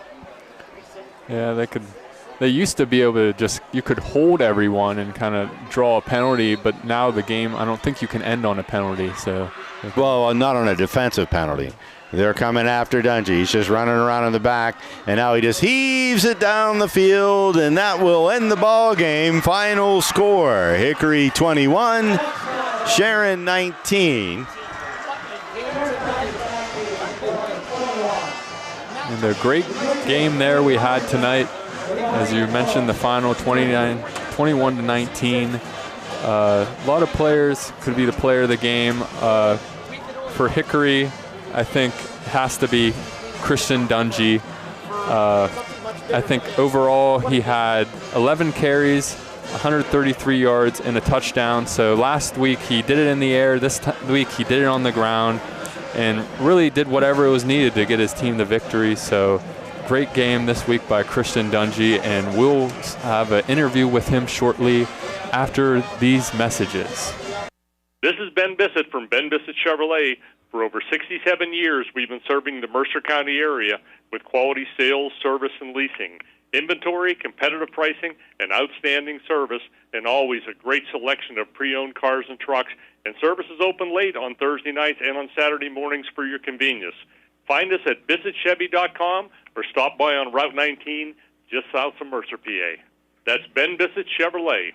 Hi, this is Joe Flynn with Flynn's Tire. We know how valuable your time is, so we've made it fast, easy, and affordable to buy tires. There's 3 easy ways to purchase tires from Flynn's. First, just drive in, because Flynn's will get you in right now. No. Second option, give us a call, and we'll help you select and reserve the perfect tire for you. The third option, save time and buy online at Flynn'sTire.com. It's that easy. Just drive in, and Flynn's will get you in right now. And tell them Vinny sent you. Looking for a timeless treasure? Discover the magic of King's Jewelry, a family-owned gem since 1914. We're excited to announce our brand new location at 2220 East State Street in Hermitage. Whether it's an engagement ring, a special gift, or a stunning statement piece, our expert jewelers are here to help you find exactly what you're looking for. Join us for our grand opening, enjoy exclusive offers, and discover why generations have trusted King's Jewelry for the most cherished moments. King's Jewelry, celebrating love for over 100 years. This is Rod Jones. On behalf of Jones Performance Products, we wish all sports a healthy and safe year. We are located in West Middlesex, PA, and are the leading manufacturers of semi-truck hoods and the home to truck rods, custom hoods. Visit our website at jonesperformance.com. This is Ben Bissett from Ben Bissett Chevrolet, and you're listening to High School Football on Friday Night PA. Welcome back to Tiger Stadium. Another classic between the Sharon Tigers and the Hickory Hornets, with the Hornets holding off the Tigers 21-19. It was a seesaw battle. Tigers scored first after the Hornets were unable to convert and turn the ball over on downs inside the red zone on their first drive. The Tigers came right back and immediately moved it down the field with Jafir Lampkins leading the Tigers in for the touchdown. Hornets came back after that and drove the field, scored a touchdown to tie it up. Tigers were able to go into halftime with the lead by scoring late in the second half, but missed the extra point, and boy, would that loom large later in the game. I couldn't agree more. This is just one of those games, me just watching it as a spectator, man, you got the ticket price worth, didn't you? It was back and forth. It literally, either team could have taken control. Well, this is the first regular season game the Tigers have lost to the Hornets in the last 5 years. And I think Hickory was 6-20, I believe, was the record at Tiger Stadium, and had not won a game here in almost a decade. So, again, a very big win for the Hornets. Hornets, if you have to recognize, they dominated the second half of play. And the 2 fumbles kept the Tigers in this ball game in the fourth quarter. Calvin Morrison played a fantastic game, but those 2 fumbles count, and that gave the Tigers second chance. It really did, and quite honestly, I was stunned when the first one hit the ground, and then I thought, okay, and then you give the ball back to the running back, and the second one went down. I went, uh-oh. But I'm glad they gave them the ball later on in the game. Yeah, you can't keep the ball away from Calvin Morrison. He's meant so much to the team. He's one of the best running backs in Pennsylvania, not even Western Pennsylvania. He's got major college offers, and you learn from this. You have, when you're going through, you're not trying to get a touchdown. You're having 2 hands on the ball and making it hard for them to punch it out. But they were successful in doing that, and the Tigers were able to move down the field and put it in the end zone with just about a minute to go. But their, attempt to use a play they probably had in their arsenal if they ever got into a 2-point conversion situation didn't work out. The player who hadn't had a ball thrown to him, not this game, I don't know when was the last time they threw the pass to Kenyon Smith, and that's putting a lot of pressure on the young man to make a catch when you're not doing it. You're thinking that his heart must be beating, boom, boom, boom, boom, boom, boom, knowing that the ball is going to come his way, and unfortunately, it just didn't happen to connect on that 2-point play. So we have Kevin Davis out there. He's going to give away the Army Award of Excellence. As we've talked about all season, the U.S. Army has proudly sponsored this award with Friday Night PA. They give out a set of dog tags that recognize the Hickory Sharon game on September 12th. So I got to believe that every player out on that field wanted this award. In addition, they signed the football, and this will be Christian Dungy's second John Hancock on this football. That will go to the U.S. Army in recognition of their sponsorship of football in Western Pennsylvania. And while you were talking, I got to see the player go ahead and put the dog tags around his neck. We got an interview here real quick. So Kevin Davis is with Christian Dungy. We're good up in the booth. So here with Friday Night PA, I'm Kevin Davis. After a great win from Hickory football against Sharon Tigers, here with Christian Dungy. Once again, after last week, here again. What are your thoughts after tonight's game? It's just really God. Like I said on other interview, I prayed him all week about this. I was nervous coming in the game. He just delivered for me. And you had a great game. A little bit different this game than last game. This time on the ground, last game in the air. Was that the game plan going in today? Not really. I knew I was going to run the ball, but not as much. Jaden went down, it was tough. I just told me and tell him we got to keep us in the game. And you mentioned Jaden going down. That's a tough blow, and we're not sure what his status is, but we heard he's doing good. How was that? That was a tough blow. How did your team rally around that and really kind of have a strong second half? I feel like we did amazing. We gotta eliminate the turnovers and penalties. But everything else was amazing. Shout out to all my wide receivers in line for blocking too. Great game for the whole Hickory Hornets team, and a great game, needed game against the Sharon Tigers as they beat them. I think it's 21-19. They beat them last year, so this is 2 wins in a row. This is the game that you guys had marked on your schedule, you had talked about. So what, after this game, keeps you motivated for the rest of the season? What are you kind of looking forward to the rest of the season? It's not just me, it's just the whole team. We have to stay hungry, We don't want district champ. We want a championship. We don't want a championship, yeah. Yes, and championship. With that in mind, there always is that potential meetup of you and Sharon again. You had that matchup last year again. What do you think would it take to make it to that point and have that same result that you had tonight? It's team effort. That's really it. We keep our head and just play as a team. We're good. I feel like we're the best team around here, you know. And a great game again from Kristen Dungy here at Friday Night PA. Kristen Dungy had 160 yards on the ground, 1 touchdown. Great game overall. Back to you in the booth. All right, Christian Dungy, back-to-back Player of the Game awards, and well-deserved. Boy, it really was. Fun game. So we're going to sign off here with a few scores of other matchups. We told you earlier that Farrell defeated Mercer 66-0 after the power went out in the second half. But 2 weeks in a row. I don't think Mercer was mounting a comeback on that score, but that's a tough matchup for the Mustangs. Reynolds takes care of Sharpsville, who lost their quarterback, so it's going to be a tough season. But hopefully the Blue Devils can get their feet. But they lost to Reynolds 50-0. The last score we had, I don't know if it's a final. Grove City was ahead of Slippery Rock, 33-20. They were down 14-7 at one point. So it looks like the Eagles will come out victorious, and they play these Hornets first week of October.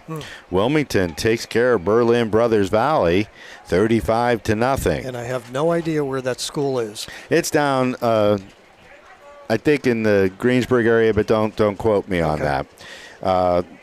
Final score, Corey 40, Girard 7. Meadville falls to Oil City 27-14, and Iroquois handles Union City, I'll get it out, 41-19. So thank you for tuning in to Friday Night